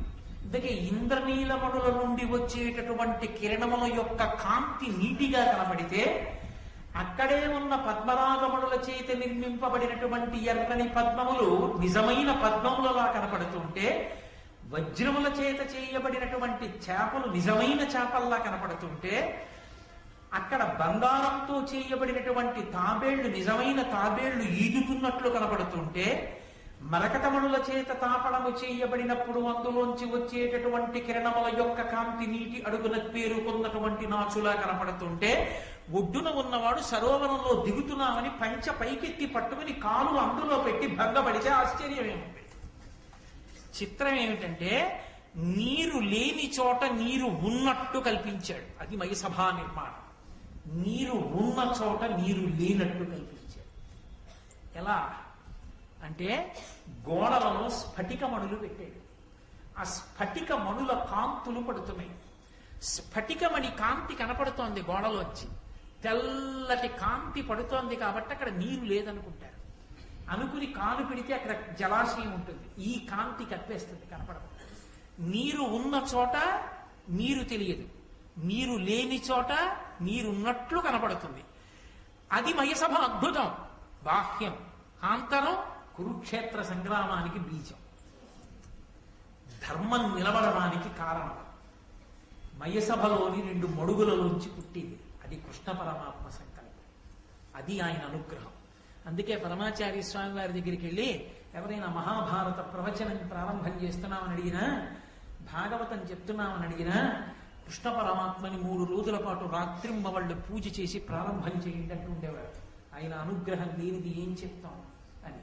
అందుకే ఇప్పటికీ మహానుభావుడు మల్లాది చంద్రశేఖర శాస్త్రి గారు ఈ వయస్సులో కూడా కంఠం శంఖంలా మోగుతూ ఆ దత్తాత్రేయోపాసనతో నోటి వెంట కృష్ణ భగవానుడని కూడా అందరూ వాసుదేవుడు వాసుదేవుడు అంటూ ఆ మహాభారతాన్ని చెప్తూ అంత పరవశించిపోగలుగుతున్నారంటే ఆయన వెనక కృష్ణ భగవానుడి అనుగ్రహం ఆయనకి ఎంత ఉందో అర్థం అవుతుంది.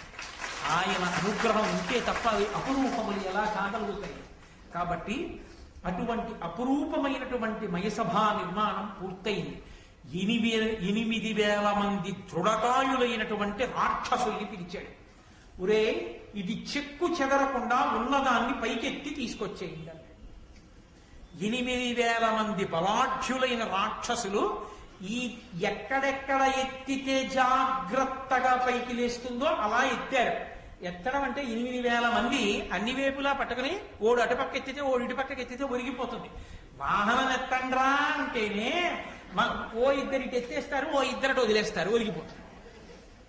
ఎత్తడం అంటే ఏదో ఎత్తేయడం కాదు, దాన్ని పరాకుతో అందరూ కలిపి నిర్వహించగలిగిన ప్రజ్ఞ, అందరూ కలిసి చెయ్యాలి, అందరూ కలిసి ఒక కార్యం నిలబడడానికి చెయ్యాలి. అది ఎప్పుడు గొప్పతనం. చాలా మంది పనిచేసే కార్యాలయంలో ఒకరిద్దరి వలన కాదు గొప్పతనం. అధికారి గొప్పవాడు అని ఎప్పుడు నిర్ణయింపబడుతుంది అంటే వీళ్ళందరినీ కలిపి ఒక సంఘంగా చేసి, సంఘంలో టీమ్ స్పిరిట్ అంటుంటారు, మేమందరం కలిపి ఒక సంఘం అనేటటువంటి అభిప్రాయాన్ని ఏర్పాటు చేసి అందరూ కలిసి లక్ష్య సాధన చెయ్యాలి. ఆ భావన బుద్ధింపజేసిన వాడు అధికారి, ఆయన నిర్వాహకుడు. కాబట్టి ఆ భావన కలిగిందనుకోండి, మీరు ఇంకా అదే పనిగా ఈ పని చేయి అనక్కర్లేదు. ఆ లక్ష్య సాధన కొరకు అందరూ తాము చెయ్యగలిగినది తాము చేసేస్తారంతే. అది కొనబడిన నాడు ఒక్కొక్కడిని నువ్వు ఎంతకని పొడుస్తావు. అది కాదు సమర్థత అన్న మాటకు అర్థం అధికారిది. అధికారి సమర్థత అంటే ఎవడు బలహీనుండో వాణ్ణి ఎక్కడ ఉంచాలో అక్కడ ఉంచాలి, ఎవరి బలవంతుడో వాడిని అక్కడ ఉంచవలసిన చోట ఉంచాలి. కలిపి అందరినీ ఒక సంఘం చెయ్యాలి. మనందరం కలిపి దీన్ని సాధించాలని ఎవరి వంతు వాడు పోషిస్తూ లక్ష్య సాధన చెయ్యాలి. అలా నడిపించిన వాడెవడో వాడు సమర్థుడు, వాడు అధికారి. కాబట్టి ఈ 8,000 మంది ఆ మయసభని తీసుకొచ్చి ధర్మరాజు గారు ఉన్నటువంటి ఆ రాజధాని నగరంలో ఇంద్రప్రస్థంలో దింపారు. చూశాడు ధర్మరాజు గారు, చాలా బాగుంది అనలేదు. ఆయన వెంటనే ఆ ధౌమ్యుడు మొదలైనటువంటి పురోహితుల్ని పిలిచి సుముహూర్త నిర్ణయం చేశాడు. ఏడుస్తాడు దుర్యోధనుడు, చాలు చాలు చాలు బాబోయ్, ఇంకా పెట్టకండి అన్న మాటలే తప్ప అర్ధాకలితో లేచినవాడు లేడు.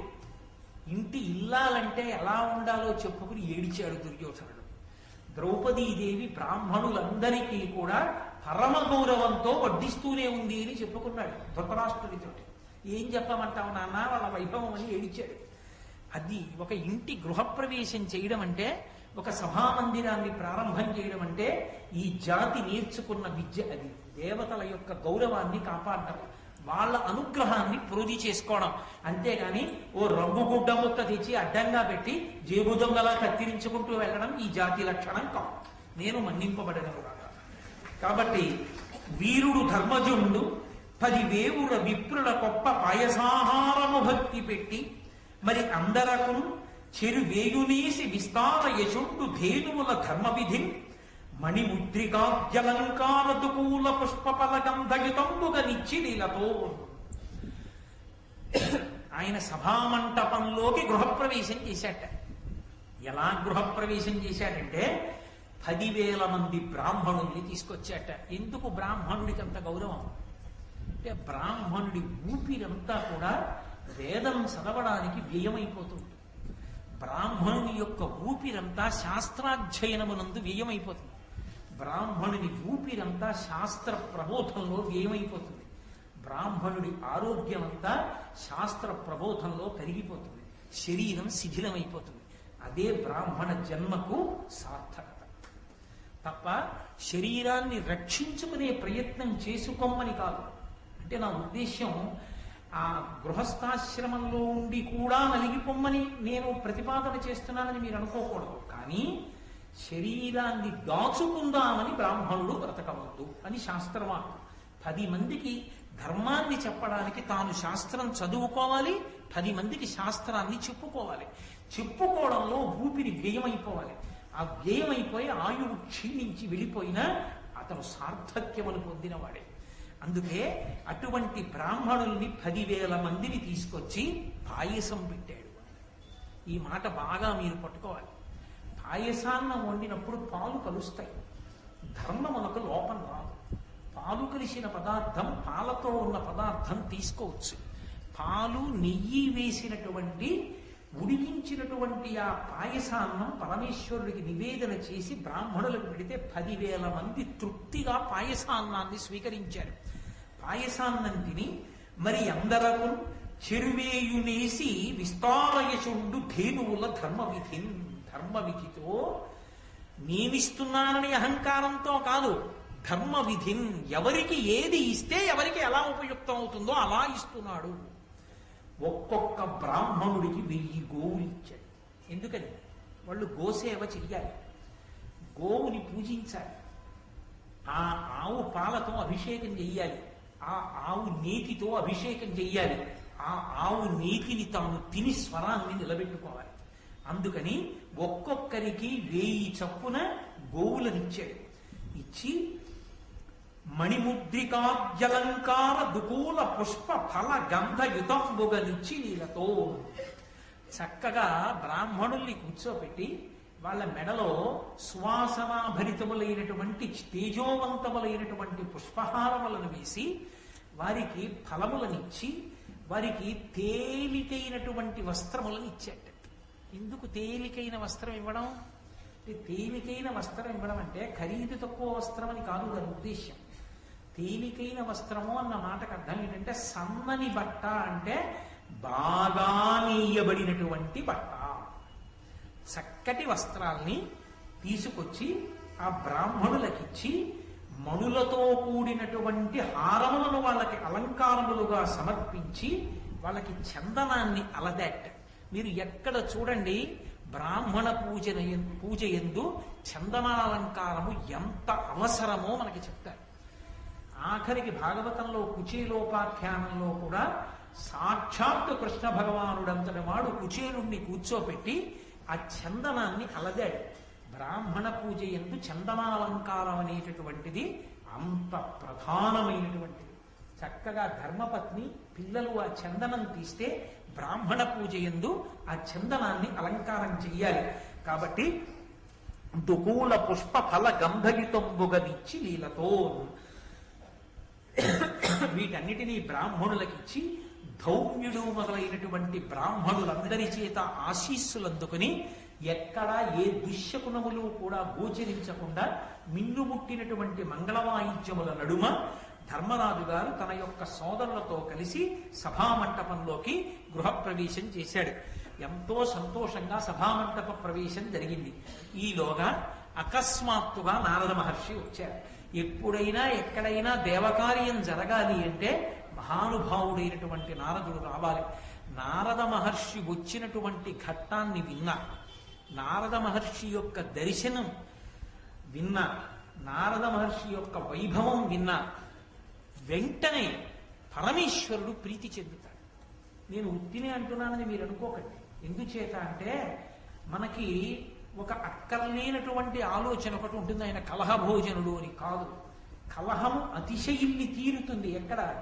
ధర్మాధర్మముల మధ్య జరుగుతుంది. ధర్మాధర్మముల మధ్య పరిపక్వమైన స్థితి వచ్చింది. ఇప్పుడు కలహం పుడితే అధర్మం నశించిపోతుందన్నప్పుడు నారదుడు వస్తూ ఉంటాడు. ఎప్పుడెప్పుడు ఇక ధర్మం పూర్తిగా సత్తాని పొందిందో, అధర్మాన్ని తొక్కగలదో, అప్పుడు నిప్పురవ్వ పైకి లేచేటట్టుగా చేసేవాడు నారద మహర్షి. అంటే ఆయన ధర్మ ప్రతిష్టాపన కొరకు కలహాన్ని అతిశయిల్ల చేస్తాడు తప్ప అదే పనిగా దెబ్బలాటలు పెట్టడం ఆయన కర్మ. అంతటి మహానుభావుడికి దేవర్షి అటువంటి నారదుడు నీరజమిత్రుడేల ధరణీగతుడయ్యడు నొక్కొయంచు విస్మేర మనస్కులై జనులు మెచ్చి నిజజ్జుతి చుచుచుండగా నారదుడెగుదించ గగనంబున నుండి సురేంద్ర మందిర స్ఫార విలాసహాసయగు పార్థు గృహంబునకున్ ప్రియంబునన్. ఆయన వస్తుంటేట ఆ ఇంద్రప్రస్థంలో ఉన్నటువంటి మనుష్యులందరూ ఆకాశం వంక చూసి అనుకున్నారట పైనుంచి కిందకి దిగుతున్నాడు నారదుడు. ఆయన ఆకాశ సంచారి, ఆయనకు ఆ శక్తి ఉంది. ఎవరు ఈ షట్చక్ర భేదనంలో మూలాధార చక్రాన్ని దాటుతారో వారు పృథివిని భేదించుకుని వెళ్ళిపోతారు. ఒక్కొక్క చక్రాన్ని దాటుతుంటే ఒక్కొక్క భూతం మీద అధికారం సిద్ధిస్తుంది. ఆయనకి లేని సిద్ధులే ఉన్నాయి, అందుకే ఆయన ఆకాశ సంచారం చేస్తారు. ఒకప్పుడు శంకర భగవత్పాదులు వచ్చారు మండల మిశ్రుడి ఇంటికి అలా యోగ మార్గంలో. అలా ఆకాశ మార్గంలో వస్తూ కిందకి దిగుతున్నాడు. ఎక్కడో వెడుతున్నప్పుడు కనపడడు, కిందకి దిగొస్తున్నప్పుడు చూశాడు. సామాన్యుల నోటి వెంట పలికించాడు నన్నయ్య, నీరజమిత్రుడేల ధరణీగతుడయ్యడు నొక్కొయంచు. పద్మములకు మిత్రుడైనటువంటి సూర్య భగవానుడేమిట్రా ఆకాశంలోంచి దిగి భూమి మీదకు వస్తున్నాడని ఎక్కడ వాళ్ళు అక్కడ ఆగిపోయి అలా చూస్తున్నారు.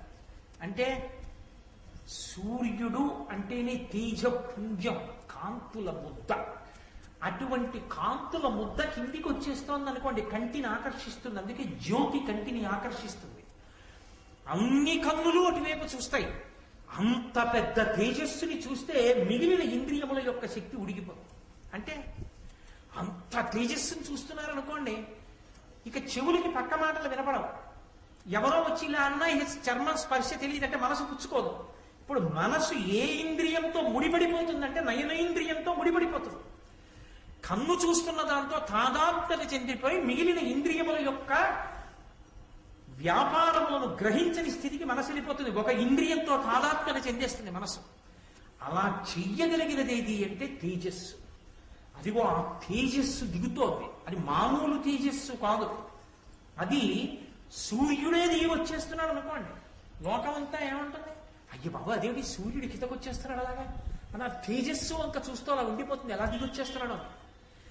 అలాగట వాళ్ళందరూ అనుకున్నారట సూర్యుడు వచ్చేస్తున్నాడు కిందకి. అదేమిటి ఆకాశంలోంచి భూమి మీదకి దిగుతున్నాడు సూర్య భగవానుడు. నీరజమిత్రుడేల ధరణీగతుడయ్యడు నొక్కొయంచు విస్మేర మనస్కులై జనులు మిచ్చి నిజజ్యుతి చూచుతుండగా. ఆయన నిజజ్యుతి కాంతి. అందుకే శరీరమునకు ఉండేటటువంటి సౌష్ఠమము తరిగిపోతుంది. శరీరమునకు ఉండేటటువంటి బలము అన్ని కాలముల యందు ఒక్కలా ఉండదు. శాస్త్రమే చెప్పేసింది ఆ మాట. విపరిణీయతే, సంధిబంధములు సడలిపోతాయి. ఒకనాడు ఉన్న బలం ఇంకొక నాడు ఉండదు. ఒకనాడు 3 గంటలు చక్కగా ఆసనం వేసి కూర్చుని ఉపన్యాసం చెప్పిన వాడు రోజు కుర్చీలో కూర్చుని చెప్పవలసి వస్తుంది. బెంగ పెట్టేసుకోక్కర్లేదు. అది శరీరానికి ధర్మం. అది చెప్పగలుగుతున్నావా లేదా? ఈశ్వరవాక్కు చెప్పి తరించిపో అంతవరకే. కాబట్టి శరీరం అనేటటువంటిది నలుగురు పడిపోతుంది. అది దాని ధర్మం. 50 ఏళ్ళు వచ్చి 60 ఏళ్ళు వచ్చి కూడా 30 ఏళ్లలో ఉండమంటే ఎక్కడ ఉంటుంది? ఉండదు. దాని శక్తి క్షీణించిపోతుంది. కాబట్టి శక్తి శరీరానికి క్షీణిస్తుంది, ద్యుతి పెరుగుతుంది. ద్యుతి అంటే కాంతి. కాంతి ఉపాసన ఎంత పెరుగుతోందో, భగవద్భక్తి ఎంత పెరుగుతోందో, ధర్మం ఎంత పెరుగుతోందో కాంతి అంత పెరిగిపోతుంది. అందుకే బాహ్యాలంకారమునకు ఆ ద్యుతికి సంబంధం ఉండదు. మీరు ఎప్పుడైనా చూశారో లేదో, కామకోటి పీఠాధిపత్యం వహించిన మహాపురుషుడు చంద్రశేఖరేంద్ర సరస్వతి మహాస్వామి వారు నడుస్తున్నటువంటి విషయాన్ని మీరు చూడండి. ఎప్పుడైనా మీరు ఆయన్ని చూస్తున్నప్పుడు ఎంత గబ్బ గబ్బ గబ్బ గబ్బ గబ్బ గబ్బ వెళ్ళిపోతుంటారు. ఒక కాషాయం గుడ్డ కట్టుకుని ఈ భూమికలు కూడా పైకొచ్చేసి ఈ కళ్ళు ఇంత లోతుకెళ్ళుంటాయి. విభూతి కూడా త్రిపుండ్రములుగా ఉండదు. ఇలా పెద్ద ముద్ద పెట్టేసుకుని ఇంత బొడ్డు పెట్టేసుకుని ఒక్కొక్కసారి మారేడు దళాల దండ తలకి చుట్టేసుకుని ఆ బట్ట ఇంత పైకెత్తి పట్టుకుంటే చంటి పిల్లల మోకాళ్ళు ముసలి వాళ్ళ మోకాళ్ళల్లా ఎలా ఉంటాయో అలా ముడతలు పడిపోయిన మోకాళ్లతోటి సన్నని కాళ్ళు, ఇంతంత పెద్ద పెద్ద పాదాలు తమలపాకుల్లో ఒడిలిపోయి ఆ సత్యదండం పట్టుకుని కమండలం పట్టుకుని ఆయన నడిచి వెళ్ళిపోతుంటే అంత వేగంగా ఏ అందం ఉందని మీరు ఆయన అలా చూడగలరు. కానీ మీరు పసిపిల్లలకి చూపించండి, అలా ఉండిపోతారు. ఆ కాంతి ఆయన ఒక వీడియోలో ఒక దృశ్యంగా చూస్తున్నప్పుడు నడుస్తుంటేనే ఆకర్షిస్తే, ఆయన బయట నడిచినప్పుడు ఎలా ఉండి ఉంటుంది 90 ఏళ్ల వయస్సులో కూడా. బాహ్యంలో క్షీణించిపోయారు, ఆంతరమునంద కాంతి అటువంటిది. అది ఈశ్వర తేజస్సు. ఆ ద్యుతి అటువంటి. ఆ ద్యుతి సూర్యుడి కాంతితో సరిపోయింది. సూర్యుడు దిగొస్తున్నాడు అనుకున్నారు. అది భగవదుపాసన శక్తి యొక్క గొప్పతనం. అది సనాతన ధర్మంలో భగవదుపాసన చేసి తరించిపోమన్నారు. కాబట్టి విస్మీర మనస్కులై జనులు మిచ్చి నిజజ్యుతి చూచుచుండగా నారదుడి గుదించ గగనంపున నుండి సురేంద్ర మందిర స్ఫార విలాస హాసయగు పార్థు గృహంబునకున్ ప్రియంబునం. దేవేంద్రుడి యొక్క మందిరాన్ని కూడా తృణీకరించగలిగినటువంటి, హాస్యాస్పదం చేయగలిగినటువంటి అంత వైభవంతో కూడుకున్న ఆ మయసభని చూడడానికి నారదుడు పైనుంచి కిందకి దిగొచ్చాడు. నారదుడు చూడటానికి వచ్చాడు. నాకు ఒక్కటి చెప్పండి, నారదుడికి వైసభని చూడవలసిన అవసరం ఏంటి? ఆయనకి ఏమైనా ఉందా అవసరం? ఆయనకి ఏం లేదు. ఆయనకి ఎందుకు? దానికి మణులు తాపడం చేస్తే ఆయనకి ఎందుకు? మాణిక్యాలు తాపడం చేస్తే ఆయనకి కావలసింది ఒక్కటే, శ్రీ మహావిష్ణువు, నారాయణ శబ్దం. నారాయణుడు అంతటా ఉన్నాడు. ఎక్కడ ఏ దేని ఎందు ఏ ప్రకాశవంతమైన లక్షణమున్నా ఆ ప్రకాశవంతమైన విభూతి ఎందు ఆయనకి నారాయణుడు గోచరిస్తాడు. అయినప్పుడు ఆయనకి మయసభ బాహ్యమునందు అందమైనదని చూడ్డానికి వచ్చిన వాడు కాడు. ఈశ్వరుని యొక్క తలంపు నెరవేరడానికి ఏదో కారణానికి కిందకి దిగొచ్చాడు. ఆయన రావడమే భారతాన్ని బలుపు తిప్పుతుంది అని గుర్తు. లేకుండా ఆయన రాడు. అంతటి జ్యుతిమంతుడు మయసభని చూడ్డానికి రావడం ఏంటి? కాబట్టి ఇప్పుడు ఆయన దిగొచ్చాడు. ఎవరు పరుగు పరుగున పెడతారు? ఆయనే వెళ్ళి అడుగుతాడు, ఆయా లోపలికి పెడతానండి, ఒకసారి చూస్తానండి. మహానుభావుడైన నారద మహర్షి వచ్చాడంటే ధర్మం తెలిసిన ధర్మరాజు గారు తమ్ముళ్లతో ద్రౌపదీదేవితో పరిగెత్తురాడు. కాబట్టి పరుగు పరుగున వచ్చాడు. నారద మహర్షికి అర్ఘ్యపాద్యాదులు ఇచ్చాడు. ఆయన్ని సేవించాడు. మయసభని చూతురు కాని రెండన్నాడు, లోపలికి తీసుకెళ్ళాడు. ఇక మయసభని చూపించాలి. వాళ్ళిద్దరూ కూర్చుని మాట్లాడుకోవాలి. ఇది మీరు మహాభారతాన్ని వినడం అంటే దానికోసం వినాలి. ఎవరు వచ్చినప్పుడు ఏం మాట్లాడతారో వారు మాట్లాడినప్పుడు మీరేం వినవలసి ఉంటుంది. దీనికి మానసికంగా ఎవడు సిద్ధపడతాడో వాడే శిష్యుడిగా పాత్రత ఉన్నవాడు. గురువుగారు వచ్చారు. గురువుగారు దేని గురించి మాట్లాడతారు? గురువుగారు భగవత్ సంబంధం గురించి మాట్లాడతారు. ఆయన నీ ఇంటికి వచ్చి మాట్లాడుతున్నప్పుడు ఏదో నీ ఇంటికి అవసరమైన విషయం ఏదో ప్రస్తావిస్తాడు. దానికోసం నువ్వు ఎదురు చూడాలి. అంతేకాని ఆయన దృష్టిపదం చెదిరిపోయేటట్టుగా వీడికి చెప్తే మాత్రం తలకెక్కుతుందా ఆయన అని ఆయన లేచి వెళ్ళిపోయేటట్టుగా నువ్వు మాట్లాడటం మొదలెడితే, నీకు ఏది అవసరమో, నీ కీర్తికి ఏది కారణమో, నువ్వు ఎలా ఉండాలో, ఎప్పుడు ఏది తెలియాలో అది ఉదాహరుడు నీకు చెప్పేవాడు గురువు. నారదుడు వచ్చి ధర్మరాజు గారి దగ్గర కూర్చున్నాడు. ధర్మరాజు గారు కూర్చున్నాడు. ఒక్క మాట ధర్మరాజు గారు మాట్లాడలేదు. అయ్యా కులాసాగా ఉన్నారా? ఈ మధ్యనే మయసభ కట్టామండి అంటే మేమేం అడగలేదండి. మయుడు వచ్చి అడిగాడండి, మయుడిని మా తమ్ముడు రక్షించాడులేండి. ఈ కథ అంతా ధర్మరాజు గారు ఏమీ చెప్పలేదు. ఎందుకు చెప్పలేదు? అది ఆయనకు అనవసరం. ఒకటి, ఆయన ఇవన్నీ చెప్పినా దానికి ఏం పెద్ద ఇష్టపడడు. రెండు, ఆయనకి తెలియకుండా ఉంటుందా? ఆయనకి తెలియనిది నేను చెప్తేనే తెలియవలసినది ఒకటి ఉందా? ఆయన అడిగితేనే చెప్పాలి. ఆయన ఏదైనా చెప్తే నేను వినాలి. ఆయన చెప్పే వరకు నేను ఎందుకు అడగాలి? నేనేం అడగాలో అది ఆయన నాకు ఆ అవకాశం ఇచ్చినప్పుడు అడుగుతాను. ఆయన నువ్వు మాట్లాడవచ్చు అన్నట్టు ఆగుతాడు, అప్పుడు మాట్లాడతాను తప్ప ఇప్పుడు నేను మాట్లాడకూడదు. అది శిష్యధర్మం. అది నేర్చుకోవాలి ధర్మరాజు గారి దగ్గర. అది ఆయన గౌరవం అంటే, అది మర్యాద అంటే. నారదుడు వచ్చి కూర్చుంటే ధర్మరాజు గారు కూర్చుంటారు. ఇప్పుడు నారదుడు మాట్లాడాలి. నారద మహర్షి మాట్లాడితే ఏం మాట్లాడతారు? ఇక్కడ మయసభ కట్టారట అని మొదలు పెడతారా? మొదలు పెట్టరు. అప్పటికి ధర్మరాజు గారికి ఏది చెప్పాలో అది చెప్తారు. అప్పటికి ధర్మరాజు గారికి ఏం చెప్పాలి? అర్ధరాజ్యం పంచుకుని రాజుగా కూర్చున్నాడు. అప్పుడే కొత్తగా రాచరికం స్వీకరించాడు. ధార్మికమైనటువంటి పరిపాలన ఎలా ఉండాలో చెప్పాలి గురువు గారు వచ్చినందుకు కదా. భూపసభాంతరాళమున పుష్కళమత్యదురత్వ మాజి మహాపటు శక్తియున్ యశమునందనురక్తియు ప్రకృతి సిద్ధగుణంబులు సచనాళి అంటాడు భర్తృహరి.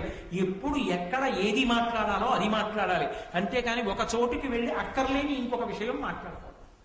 కాబట్టి ఆయన ఏది మాట్లాడుతాడు అని నారదుడు ధర్మరాజు ఎదురు చూస్తున్నాడు. చెప్తున్నారు నారద మహర్షి, ధర్మవిధు ఉండవై, అది ఆయన మొదటి మాట. ధర్మం అదే కదండి. సమస్త వాంగ్మయాన్ని పిండేస్తే రెండే అక్షరాలు ధర్మం. ఆ ధర్మము కొరకే సమస్తం. అది పక్కన పెడితే మిగిలిందంతా అనవసరం, లొల్లి. ఆ ధర్మాన్ని వదిలిపెట్టి నువ్వేం చెప్దామనుకున్నా అనవసరమే. ఆ ధర్మం చెప్తావా చాలు. ఏకశబ్ద సమ్యజ్ఞాత సృష్టప్రయుక్త స్వర్గే లోకే కామదుర్భవతి. ఒక్క మాట వినడానికి చాలు, ఒక్క మాట ఆచరించడానికి చాలు, తరించిపోతాం. ధర్మవిదుండవై ధర్మార్థ కామంబు లొండుంటి బాధింపకుండా ఉచిత కాల విభక్తములుగా లీల సేవించితే. ఎంత పెద్ద ప్రశ్న అడిగాడో చూడండి. ఏమయ్యా, పురుషార్థములని ఉన్నాయి కదా 4, మోక్షం అలా అట్టిపెట్టు. ధర్మ అర్థ కామములు దేశము కాలము అన్న రెండిటి యందు ఒకదానినొకటి బాధింపకుండా అనుభవిస్తున్నావా అని అడిగాడు. అంటాడా ధర్మరాజు? ఈ ప్రశ్నకి ధర్మరాజు జవాబు ఏమిటి అన్నదాన్ని బట్టి తర్వాత మాటలు చెప్పాలి. అంటే ఇంకోలా మాట్లాడాలి. బుద్ధి గడ్డి తిందా అని అడగాలి. ఇహ సంతో నవాసంతి సతోవా నానువర్తసై తథా విపరీతాతే బుద్ధి రాచారవర్జిత అని అడిగింది సీతమ్మ. అలా అడగవలసి ఉంటుంది. లేదు తలిలా ఊపితే ఇంకొకలా మాట్లాడవలసి ఉంటుంది. దేశము కాలము దృష్టిలో పెట్టుకొని ధర్మ అర్థ కామములు ఒకదానినొకటి బాధింపకుండా సమన్వయం చేసుకోవడం అలవాటైందా అని అడిగాడు. దేశకాలములను బట్టి అంటే ఒక దేశమునందు ఒక కాలమునందు ధర్మము ఒకటి ఉంటుంది.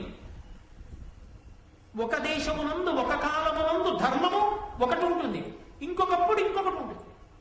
నేను మీకు ఒక ఉదాహరణ చెప్పాలంటే బ్రహ్మముహూర్తం అయిందనుకోండి, తెల్లవారుసనం అయింది. ఆ దేశమునందు ఎక్కడైనా సరే, నువ్వు ఎక్కడ ఉన్నా సరే, ఆ కాలమునందు ధర్మం ఒక్కటే, ఈశ్వరారాధనమే. భగవంతుణ్ణి ఆరాధించాలి బ్రహ్మముహూర్తంలో. మధ్యాహ్నం అయింది, అర్థమును సంపాదించాలి, డబ్బు సంపాదించాలి. మధ్యాహ్నము డబ్బు సంపాదించామన్నారు కదా అని ధర్మాన్ని విడిచిపెట్టి సంపాదించకూడదు. ధర్మబద్ధమైన అర్థమును పొందాలి. ఖర్చు పగటిపూటే పెట్టాలి. పగటిపూట ఖర్చు పెట్టినప్పుడు నేను కష్టపడి సంపాదించింది కదా, నా ఇష్టం వచ్చినట్టు ఖర్చు పెడతామని పెట్టకూడదు. ధర్మముతో ముడిపడేటట్టుగా ఖర్చు పెట్టాలి. ధర్మబద్ధమైన ఆర్జన, ధర్మబద్ధమైన వ్యయము. కాబట్టి కాలములకు తగినట్టుగా అర్థము, కాలములకు తగినట్టుగా కామము. సూర్యాస్తమయం అయిపోయిన తరువాత మనుష్యులు కామోపభోగాన్ని అనుభవించమని ధర్మశాస్త్రం. కాబట్టి ఆ కాలమును గుర్తిరిగి నువ్వు భార్యాసంగమం నిర్వహిస్తున్నావా? కామము ధర్మంతో ముడిపడుతోందా? అదుపు తప్పి ధర్మాన్ని విడిచిపెట్టి కామాన్ని అనుభవిస్తున్నావా?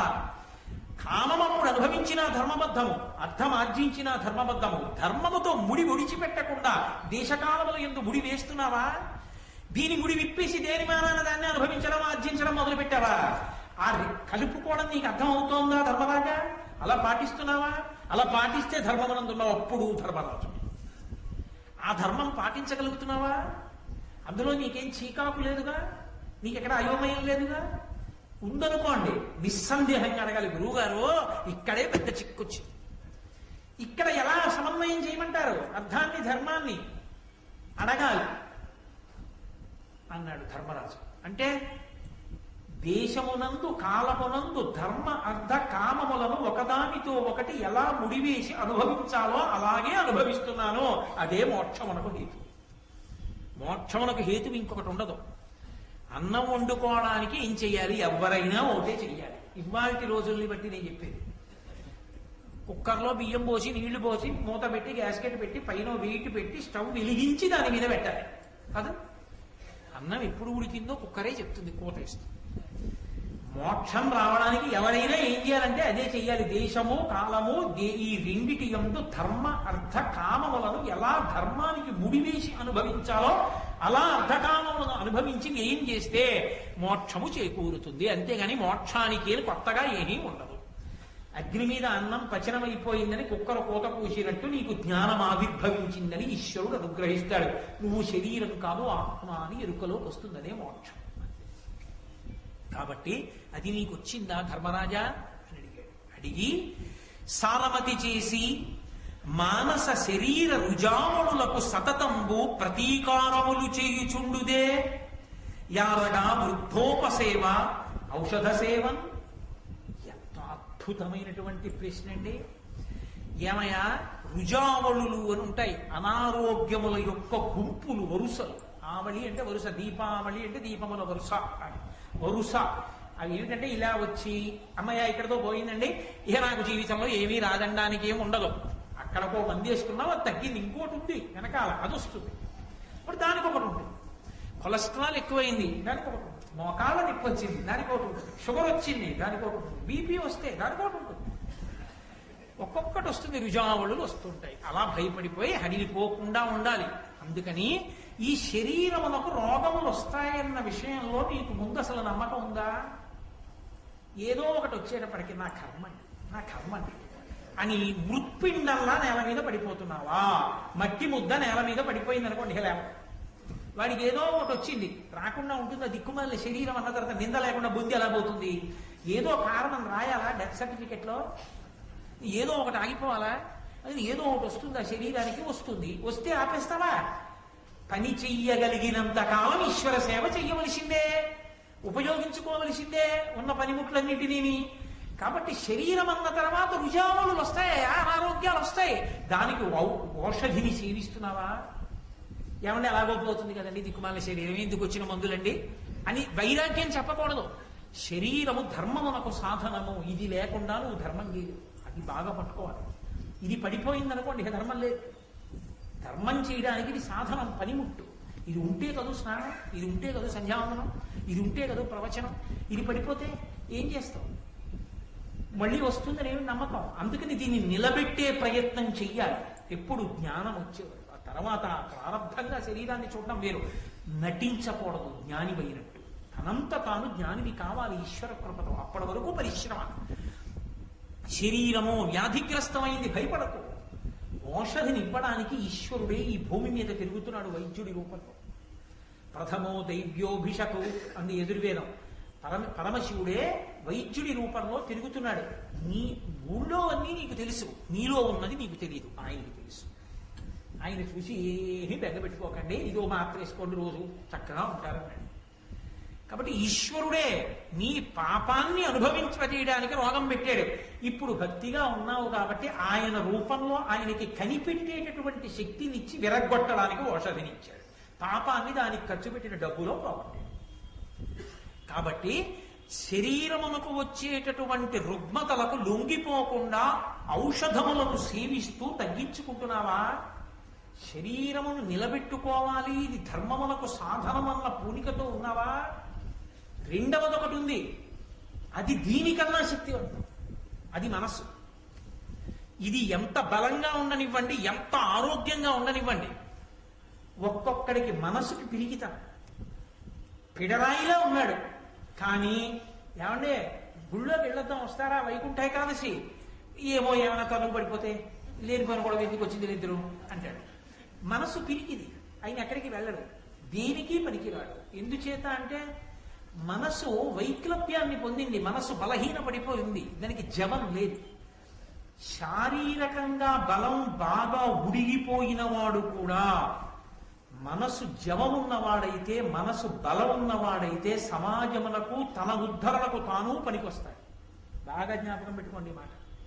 ఒకానొకప్పుడు ఒక మహానుభావుడు శ్రీరామాయణంలో ఒక ప్రత్యేకమైనటువంటి సర్గ ఒకటి చదువుకోవాలనుకున్నాడు. ఆయనకి ఎంత బలహీన పడిపోయిందంటే ఆయన శరీరం ఈ కన్ను రెప్ప తనంత తాను పైకి లేవదు, అలా పడిపోయింది. ఇలా పైకి లేచి నిలబడదు ఆయనకి. ఆయనకి చదువుకోవాలనిపించింది, వినడం కాదు, చదువుకోవాలని. ఆయన అన్నాడు శిష్యుల్ని, కనురెప్పలకు దారాలు కట్టి తల నుంచి వెనక్కి పెట్టండి, ఇలా లాగుతూ ఉండండి, రెప్ప పైకి వస్తుంది. నేను చదువుకుంటూ ఉంటాను, ఇలా అంటాను, నా కంటికి బాధ కలిగినప్పుడు రెప్పను అలా దారం వదలండి, దిగిపోతుంది. మళ్ళీ కొంచెం వేడి తగ్గింది అనుకున్నప్పుడు ఇలా అంటాను, పైకి ఎత్తండి, నేను అలాగే చూస్తూ చదువుకుంటూ ఉంటాను. ఆయన శరీరం లొంగిపోయింది, ఆయన మనసు లొంగలేదు, ఇంకా జవంతో ఉంది. ఆయన తనని తాను ఉద్ధరించుకుంటాడు. ఇంకా ఆ మిగిలిన క్షణాలు లేనివాడు ఎంత బలం ఉండనివ్వండి, వ్యాయామం చేసి తిని బలంతో ఉంటాడు. బలంతో ఉండడం ఎందుకు? బలం పోకుండా జాగ్రత్త పడ్డానికి. అది ఇంకా ఈశ్వర సేవకి పరోపకారానికి పనికిరాదు. కూర్చోడానికి. కూర్చోవడం ఎందుకు? మళ్ళీ రేపొద్దున తిని వ్యాయామం చేయడానికి. ఎందుకది? ఏమైనా ఉపయోగం ఉందా దానివల్ల? ఏమీ లేదు. నోటి మాటతో ఉపకారం చేసిన మహానుభావులు ఉన్నారు. రెక్కలు కాలిపోయిన సంపాతి మాట సాయం చేశాడు వానరులకు, రెక్కలు వచ్చాయి. మనసుకి కలిగినటువంటి వైక్లభ్యాలు ఉంటాయి. కుంగిపోయాడంటారు మనిషి. మనిషి కుంగిపోయాడండి ఆయన. ఎందువల్ల కుంగిపోతాడు? మనసు మీద తగిలింది దెబ్బ. ఎవడో మోసం చేశాడు, ఎవడో అనరాని మాట అన్నాడు, ఎవడో అగౌరవం చేశాడు, ఎవడో అధిక్షేపించాడు, ఎవడో అవమానించాడు, కుంగిపోయాడు. చాలా బాధపడిపోతున్నాడు. వెళ్ళి మాట్లాడాడు. ఏమిటోయ్, నీకొక్కడికే అవమానం జరిగినట్టు బెంగ పెట్టుకుంటావు ఏమిటోయ్? లోకంలో అవమానమును పొందని వాడెవరైనా ఉన్నాడా? నువ్వంటే ఓర్వలేని వాడెవడో నీ మీద ఒక మాట అన్నాడు అనుకో, దానికంత కుంగిపోవడం ఎందుకు? నీ కర్తవ్యత నిష్టతో నువ్వు వెళ్ళిపో. నేను చేద్దామనుకున్నది త్రికరణ శుద్ధిగా చేస్తున్నానా లేదా? మానవులతో నీకేం సంబంధం? ఈశ్వరుడు అనుగ్రహించాడా లేదా? మీ గురువు గారు ఒప్పుకున్నారా లేదా? మీ గురువు గారి ఆశీర్వచనం నీకుంది. నాయనా నీ పథంలో నువ్వు నడు అన్నాడు మీ గురువు గారు. ఎందుకు నీకు ఇంకా భయం? ఏటయా అక్కర్లేని వాటికి అన్నిటికీ ఇలా నువ్వు అందరి మాటలు లెక్క పెట్టుకుంటూ పోతే అందరి మాటలకి ఎన్నిసార్లు చదివిలో పడిపోతావు, ఎందుకు పనికి వస్తావు ఇంకా నువ్వు లే అన్నాడు. అంతే ఉద్యుక్తుడయ్యాడు. ప్రయత్నపూర్వకంగా వృద్ధుల దగ్గరికి వెళ్ళి కూర్చోవాలి. వృద్ధులంటే ఎవరు? నేను అవమానించి మాట్లాడుతున్నానని మీరు అనుకోకూడదు. కేవలము వయసుడికి పోయిన వారని కాదు, తమ అనుభవంతో తాము కూడా ఎన్ని కష్టాలు పడి ఉంచుకున్నామో చెప్పగలిగినటువంటి వారు. ఒరే ఎవడి జీవితం మాత్రం పూలపాంపురా, ఎన్ని కష్టాలు పడ్డానో తెలుసా అని చెప్పగలగాలి. భీష్ముడి దగ్గరికి వెళ్ళి చెప్పారు, ఒక్క రాత్రి ఉపపాండవులందరూ చచ్చిపోయారన్నాడు. ఆయన ఒక్కొక్కటి చెప్పుకొచ్చాడు. రాజట ధర్మజుండు, సురరాజసుతుండట ధర్మి, శాస్త్రమోత్తేజకమైన గాంధీవము విల్లుయట, సర్వభద్ర సంయోజకుడు కృష్ణుడు సారథియట, ఉగ్రగదాధరుండు భీముడై యాజికి తోడువచ్చునట, ఆపద కల్గుటకి విచిత్రమో. ఎంత విచిత్రం చూశారా ఈశ్వరుడి యొక్క గొప్పతనం అంటే! ఇప్పుడు రాజు ధర్మరాజే, కౌరవులందరూ చచ్చిపోయారు. గాంధీవం పట్టుకున్న అర్జునుడు ఆయనకి తమ్ముడు, బ్రహ్మాండమైన గద పట్టుకు తిప్పుతూ ఉండేవాడు భీముడు ఆయనకి తమ్ముడు, సాక్షాత్తు కృష్ణ పరమాత్మ ఆయనకి చెలికాడు. 5 పాండవుల కొడుకులు ఒక్క రాత్రి చచ్చిపోయారు. ఆపద అన్న మాటకు అర్థం ఇదే. ఈశ్వరుడు ఇలా జరగాలనుకుంటే నీకెన్నున్నా ఆగదురా, ఆపద కల్గుటకి విచిత్రమో అన్నాడు. మంచి మాట చెప్పగలిగినటువంటి పెద్దల దగ్గర ప్రయత్నపూర్వకంగా కూర్చోవడం అలవాటైతే నీకు మొట్టమొదటే వ్యాధి నిరోధక టీకా వేయించుకున్న వాడితో సమానం.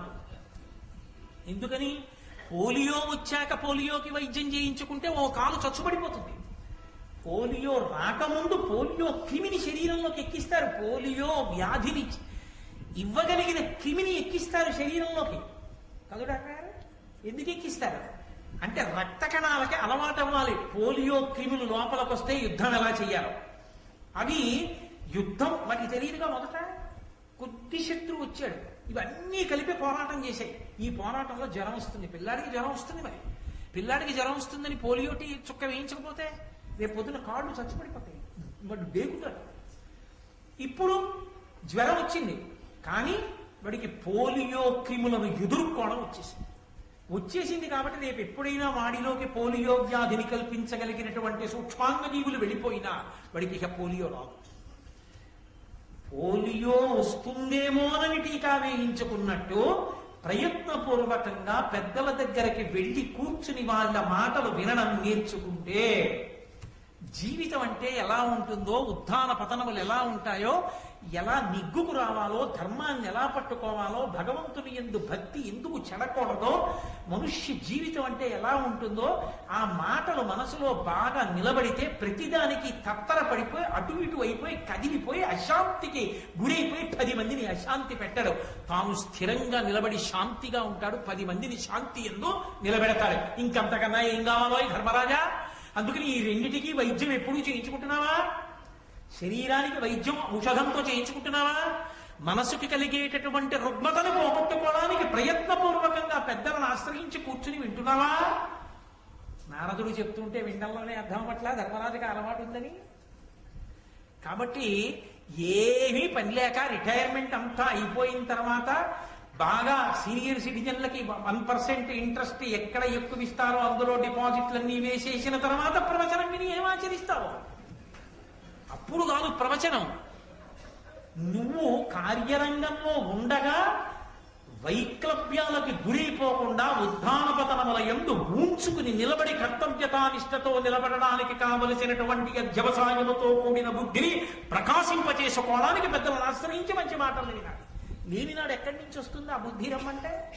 కాబట్టి అలా వింటున్నావా ధర్మరాజా అని నువ్వు నీ దగ్గర ఉంచుకునేటటువంటి ఉద్యోగుల విషయంలో గుణము సమర్థత ప్రధానంగా ఉత్తమమైనటువంటి వారిని, మధ్యములైన వారిని, అధములైన వారిని నిర్ణయం చేసుకుంటున్నావా? గుణము సమర్థత ప్రధానమై ఉండాలి. ఎవడు అత్యంత గుణవంతుడో, ఎవడు అత్యంత సమర్థుడో వాడిని ఉత్తమమైన పదవిలో పెట్టాలి. ఎవడు అంత సమర్థత లేనివాడో వాడు మధ్యమమైనటువంటి పదవిలో ఉండాలి, ఎవడు అంత సమర్థత లేనివాడో వాడు అసమర్థమైనటువంటి పదవిలో ఉండాలి. పైవాడు లాగితే వీడు వెళ్ళగలిగితే చాలు, పరిగెత్తితే చాలు, ఇంజన్ పరిగెడితే పరిగెత్తడం భోగికి వస్తే చాలు, ప్రతి భోగి ఇంజన్ అవ్వక్కర్లేదు. కాబట్టి ఒక్క ఉత్తముడు ఇంజన్ ఒక్కటి ఉంటే చాలు, రైలు అంతా తిరుపతి వెళ్ళిపో. అన్ని భోగిలే అయితేనే ప్రమాదం కాకినాడలోనే ఉంటుంది కదా. కాబట్టి ఎక్కడ ఏది ఉంచాలో ముందు నీకు తెలిసేలా ఉంచుతున్నావా? వాళ్ళని అలా ఉంచి వాళ్ళని ఆయా పదవులలో ఉంచి పరిపాలన చేస్తున్నావా? అది నీకు వచ్చిందా? అసలు ముందు నీకు ఈ లక్షణం వచ్చిందా ధర్మరాజా? రాజ్య పరిపాలన అలా చేస్తున్నావా అని తమ తమ కనియడు తరిజీతము గానక నవయు భటుల దౌర్గత్య విషాదము లేలిన వానికి అవశ్యము ఎగ్గునరించు అతడు శక్రుండైన. ఏమయ్యా, నీ దగ్గర ఉద్యోగంలో చేరిన వాడు అవసరమైతే యుద్ధంలో తన ప్రాణాలను వదిలేస్తాడు ప్రభువు కోసం. సైనికులు ఉంటారు, ప్రభుత్వం పక్షాన దేశం పక్షాన యుద్ధం చేసి ప్రాణాలు విడిచిపెట్టేస్తారు. ఇక్కడే ఈ పోలీస్ క్వార్టర్స్ లోనే ఉన్నటువంటి ఎంతో మంది రక్షక భటులు తమ శరీరాన్ని విడిచిపెట్టేసిన వాళ్ళు ఉన్నారు సమాజ రక్షణ కోసం. అలా విడిచిపెట్టేసినప్పుడు వాడు చనిపోయాడని ఉదాసీనుడవై ఊరుకుంటున్నావా? నిన్ను నమ్ముకుని నువ్వు మార్చ్ అంటే పరిగెత్తుకెళ్లి తుపాకీ గుండ్లకు పడిపోయిన వాడి భార్యాబిడ్డల్ని చూడడం నా కర్తవ్యమని వాళ్ళ భార్యాబిడ్డలు ఏడవకుండా వాళ్ళకి కావలసిన సంబారాలని జీతాలని అందిస్తున్నావా? వాడు అంత కష్టపడి ఉద్యోగం చేస్తే అన్నం తినడానికి లేకుండా వాడికి వేల పట్టున జీతం ఇవ్వకుండా ఏడిపిస్తున్నావా? అలా చెయ్యకు సుమా, చాలా తప్పు. జీతం ఇవ్వకుండా మార్చడం పరమ ప్రమాదకరము సుమా. ప్రభువు మీద విరక్తి కలుగుతుంది, విప్లవ బుద్ధి కలుగుతుంది. నీ మీద ఎవరికి విశ్వాసం ఉండదు. ఎవరికి ఎప్పుడు జీతం ఇవ్వాలో అప్పుడు అందరికీ జీతం ఇస్తున్నావా? యుద్ధంలో మరణించిన వారి కుటుంబాలు దరిద్రంలో ఉండిపోకుండా వాళ్ళ కళ్ళ నీళ్లు తుడిచి వాళ్ళు సంతోషంగా ఉండేటట్టు ఆయన పడిపోయినా మా కుటుంబాల్ని ప్రభుత్వం ఆదరిస్తోందని 10 మంది సంతోషించేటట్టుగా మార్గదర్శకంగా ఉండేటట్టుగా నువ్వు నిలబెట్టగలుగుతున్నావా? అలా నీ దగ్గర పనిచేసే ఉద్యోగుల యొక్క యోగక్షేమములను నువ్వు చూడగలుగుతున్నావా? హీనులకు కర్షకులకును భూనత ధాన్యంబు బీజములు వణిజులకు మానుగ శతైక వృద్ధి అనూనముగా రుణములిత్తేయుత్తమ బుద్ధి. దరిద్రులైనటువంటి వాళ్ళు, బలహీనులైనటువంటి రైతులు ఉంటారయ్యా దేశంలో. ఆ రైతుకి భూ కమతం ఉంటుంది, నాగలుంటుంది, ఎద్దులుంటాయి, కానీ అతనికి మళ్ళీ తెచ్చి అక్కడ పంట పండించడానికి వేయవలసినటువంటి ధాన్యపు గింజలు కూడా విత్తనాలుగా దొరకవు. ఎందుకంటే ఉన్న కమతమా చిన్నది, ఆ కమతం మీద వచ్చిన గింజల తన భోజనానికి సరిపోతున్నాయి. మళ్ళీ తొలకరి పడే వేటికి విత్తనాలు వేద్దామంటే కాసిని గింజలు దాచుకోవడానికి కూడా సమర్థుడు కాడు. అందరూ డబ్బెట్టే కొనాలనకుండా ఈ గింజలు వేస్తే తప్ప వాడు బ్రతకలేడు. కాబట్టి అటువంటి వాళ్ళెవరో నువ్వు కనిపెట్టి వాళ్ళకి ఉచితంగా విత్తనాలు ఇస్తున్నావా? విత్తనాలు ఒక్కటి ఉచితంగా ఇవ్వు. తినడానికి కావలసిన పంట వాడు తెచ్చుకుంటాడు. వాడికి పెట్టడం నువ్వు అలవాటు చేయకు. వాడికి విత్తనాలి, కష్టపడడాన్ని మాత్రం పక్కకి తీసి వాడు కష్టపడి వాడిని బతకండి. వాడికి కష్టపడడానికి ఎక్కడ ఏది ప్రాథమికంగా తక్కువ అది నువ్వు అందించు. అలా విత్తనాలు ఇస్తున్నావా? ఆ రోజుల్లో మాట్లాడేటండి మహానుభావుడు నారదుడు. రాజ్య పరిపాలన అంటే సంఘ సంక్షేమము అంటే, సంక్షేమ ప్రభుత్వము అంటే ఎలా ఉండాలో, ఎటువంటి నియామకాలు ఉండాలో, ప్రభువు ఎంత సమర్థుడై ఉండాలో నారద మహర్షి ఆ రోజున ధర్మరాజు గారికి చెప్పాడు. విన్నాడు ధర్మరాజు. కాబట్టి వర్తకులు ఉంటారు, వారికి 100కి 1 రూపాయి వడ్డీకే అప్పులు ఇస్తున్నావా అని. ఎవరికి ఇవ్వాలట 100కి 1 రూపాయి వడ్డీకి? వర్తకులకు ఇమ్మన్నారు. ఎందుకని? ఊరు తదస్య ద్వైస్య. పైన శరీరం ఎంత బలిష్టమైనదైనా అయి ఉండొచ్చు, కింద కాళ్ళు ఎంత అందంగానైనా ఉండొచ్చు. తొడలు తోటకూర కాడల్లా ఉన్నాయనుకోండి, ఏం నిలబడతారు? తొడలు బలంగా ఉండాలి. తొడలు బలంగా ఉంటే ఈ కింద వాటి మీద ఈ పైదాన్ని నిలబెట్టి గమనం ఉంటుంది, కదులుతుంది. వర్తక వాణిజ్య రూపంగా ప్రజలకు కావలసినవి ప్రజలకు అందించి ముడి సరుకులను కొని వాటిని కావలసిన కావలసినటువంటి వినిమయాత్మకమైన వస్తువులుగా ఉత్పాదన ప్రక్రియ యందు సిద్ధహస్తుడై వ్యాపారం చేయగలిగినటువంటి జన్మత అటువంటి నైపుణ్యమును పొందినటువంటి వాడు వర్తకుడు. వర్తకుడిని నిలబెడితే కదూ సమాజం వృద్ధిలోకి వస్తుంది, 10 మందికి ఉద్యోగాలు దొరుకుతాయి. అందుకని అటువంటి వారిని వృద్ధిలోకి తేవడానికి 100కి రూపాయి వడ్డీ కప్పులు ఇస్తున్నావా? అది ఆనాటి మార్గదర్శనం. సమాజ పరిపుష్టిని కాంక్షించి మాట్లాడారు కాబట్టి అలా ఇస్తున్నావా అప్పు? పంగుల, మూకాంధుల, వికలాంగులను, అబాంధవుల దయం బ్రోతే భయార్తుం గడిది శత్రునైనను సంగర రంగమునగాత శరణంబరిన. ఓయ్ ధర్మరాజా, కొంతమందికి ఏదో కొంత ఇచ్చి వాళ్ళు బ్రతకాలని నువ్వు కోరుకోకూడదు. కష్టం చేసి వాళ్ళు అసలు కష్టం చెయ్యడం అన్న మాటకి ఇహ పనికిరారు. ఎందుకని? సమాజంలో వాళ్ళు మోసపోవడానికి, కష్టపడడానికి పనికిరాని రీతికి దగ్గరగా ఉన్న వాళ్ళు విధి చేత అలా నిర్ణయింపబడ్డారు వాళ్ళు. అందుచేత నువ్వు దయతో చూడాలి వాళ్ళని. ఎవరు? పంగుల, కుంటి వాళ్ళు ఉంటారు, 2 కాళ్ళు లేనివాడు. వాడు ఏమి చేయగలడు? వాడు ఏమి చెయ్యలేడు. వాడు ఏమీ చెయ్యలేడు అని నువ్వు అనకూడదు. వాడు కూడా సంతోషంగా ఉండేటట్టు నువ్వే చూడాలి. ఎందుకని? ఒక కుటుంబంలో తండ్రికి కాళ్ళు లేని కొడుకున్నా తను బతికున్నన్నాళ్ళు ఆ కొడుకు తండ్రి చూస్తాడు. కానీ ఆ తండ్రికి బెంగ మిగిలిపోకూడదు. నా తర్వాత వీడి బతుకేమిటి, వీడు నాకన్నా ముందే వెళ్ళిపోతే బాగుండని ఏడవకూడదు తండ్రి. నా ప్రభుత్వం ఉంది, నా ప్రభు ఉన్నాడని నమ్మి బతకగలగాలి. అలా నువ్వు వాళ్ళని ఆదరిస్తున్నావా తండ్రిలా? ఆ దయ నీ ఎందుందా? ఆ పరిపాలనా నిర్వహణ ఎందున్న కరుకుతనం సంక్షేమ కోణంలో చూసేటప్పటికీ ఆర్ద్రమై మెత్తపడిపోతుందా నీ మనసు? అలా చూడగలుగుతున్నావా ధర్మరాజా? మూకాంధుల, మూగి వాళ్ళు ఉంటారు, నోట మాట లేని వాళ్ళు. పాపం వాళ్ళ జేబులో ఎత్తుకుపోయినా వాడి మెడలోని లాగేసినా వాడు అదవలేదు. వాడికి తీసుకొచ్చి ఎన్నో పెట్టడం కాదు, వాడు తిని సంతోషంగా ఉండేటట్టు నువ్వు శ్రద్ధ తీసుకోవాలి. కాబట్టి మూక అంధుల, కళ్ళు లేని వాళ్ళు ఉంటారు, ఎంతటి ప్రమాదానికైనా లోనైపోతారు, ఎంత తేలిగ్గానైనా మోసపోతారు. అటువంటి వాళ్ళని నువ్వు కంటికి రెప్పవై కాపాడాలి సుమా ప్రభువు. అలా కాపాడుతున్నావా? వికలాంగులను, శరీరమునకు ప్రధానమైన అంగముల యందు వైక్లభ్యం ఉన్న వాళ్ళు ఉంటారు, అటువంటి వికలాంగులను, అబాంధవుల, నా అన్న వాళ్ళు లేని వాళ్ళు ఉంటారు, ఎవ్వరూ లేరు ఒక్కొక్కడికి. అబాంధవుల, అనాథ అన్న శబ్దం వాడలేదు. ఇక్కడ వచ్చింది సంస్కృతిలో తేడా. అబాంధవులు ఉంటారేమో, అనాథలు లేరు సమాజం. ఎందుకో తెలుసా? అనాథ అన్నవాడు ఒకడుంటే పరమేశ్వరుడు అన్నవాడు ఉండడం అవసరం. ఆయన అనాథనాథ సర్వజ్ఞ, అనాథనకు నాథుడు వాడు. వాడుండగా ఎవడనాథ ఈ ప్రపంచంలో?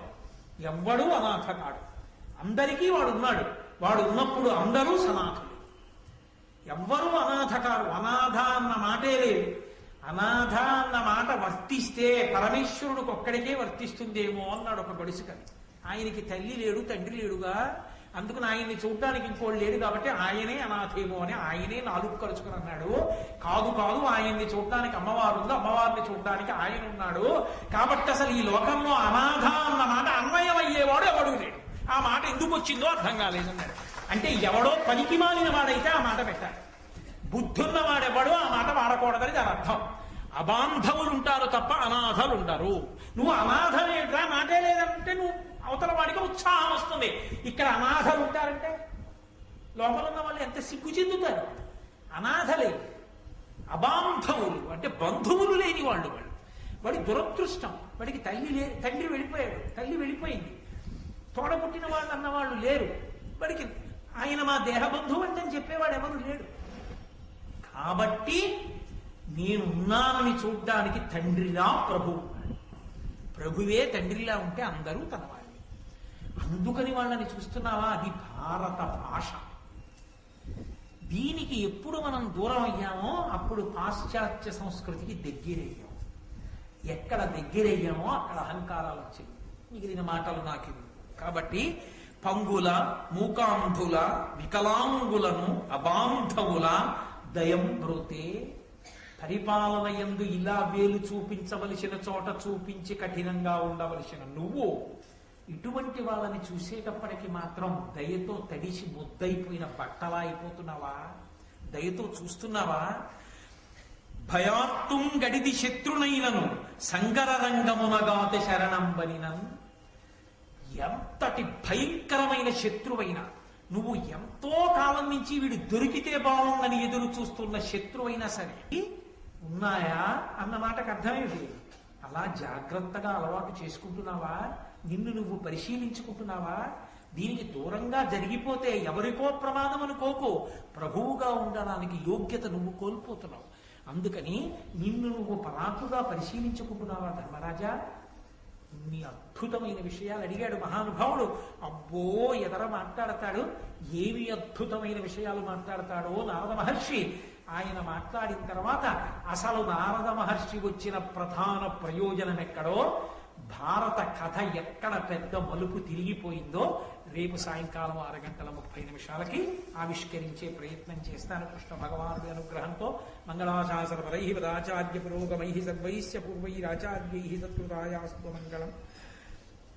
మంగళం కోసలేంద్రాయ మహనీయ గుణాత్మనే చక్రవర్తి తనూజాయ సర్వభౌమాయ మంగళం. ఉమాకాంతాయ కాంతాయ కామితార్థప్రదాయినే శ్రీగిరీశాయ దేవాయ మలినాథాయ మంగళం. కరచరణకృతం వా కర్మవాక్కాయజం వా శ్రవణనైనజం వా మానసం వా పరాణం విహితం వా సర్వమేత్తక్షమస్వా శివ శివ కరుణాబ్ధే శ్రీ మహాదేవ శంభో. సర్వం శ్రీ ఉమామహేశ్వర పరబ్రహ్మార్పణమస్తు.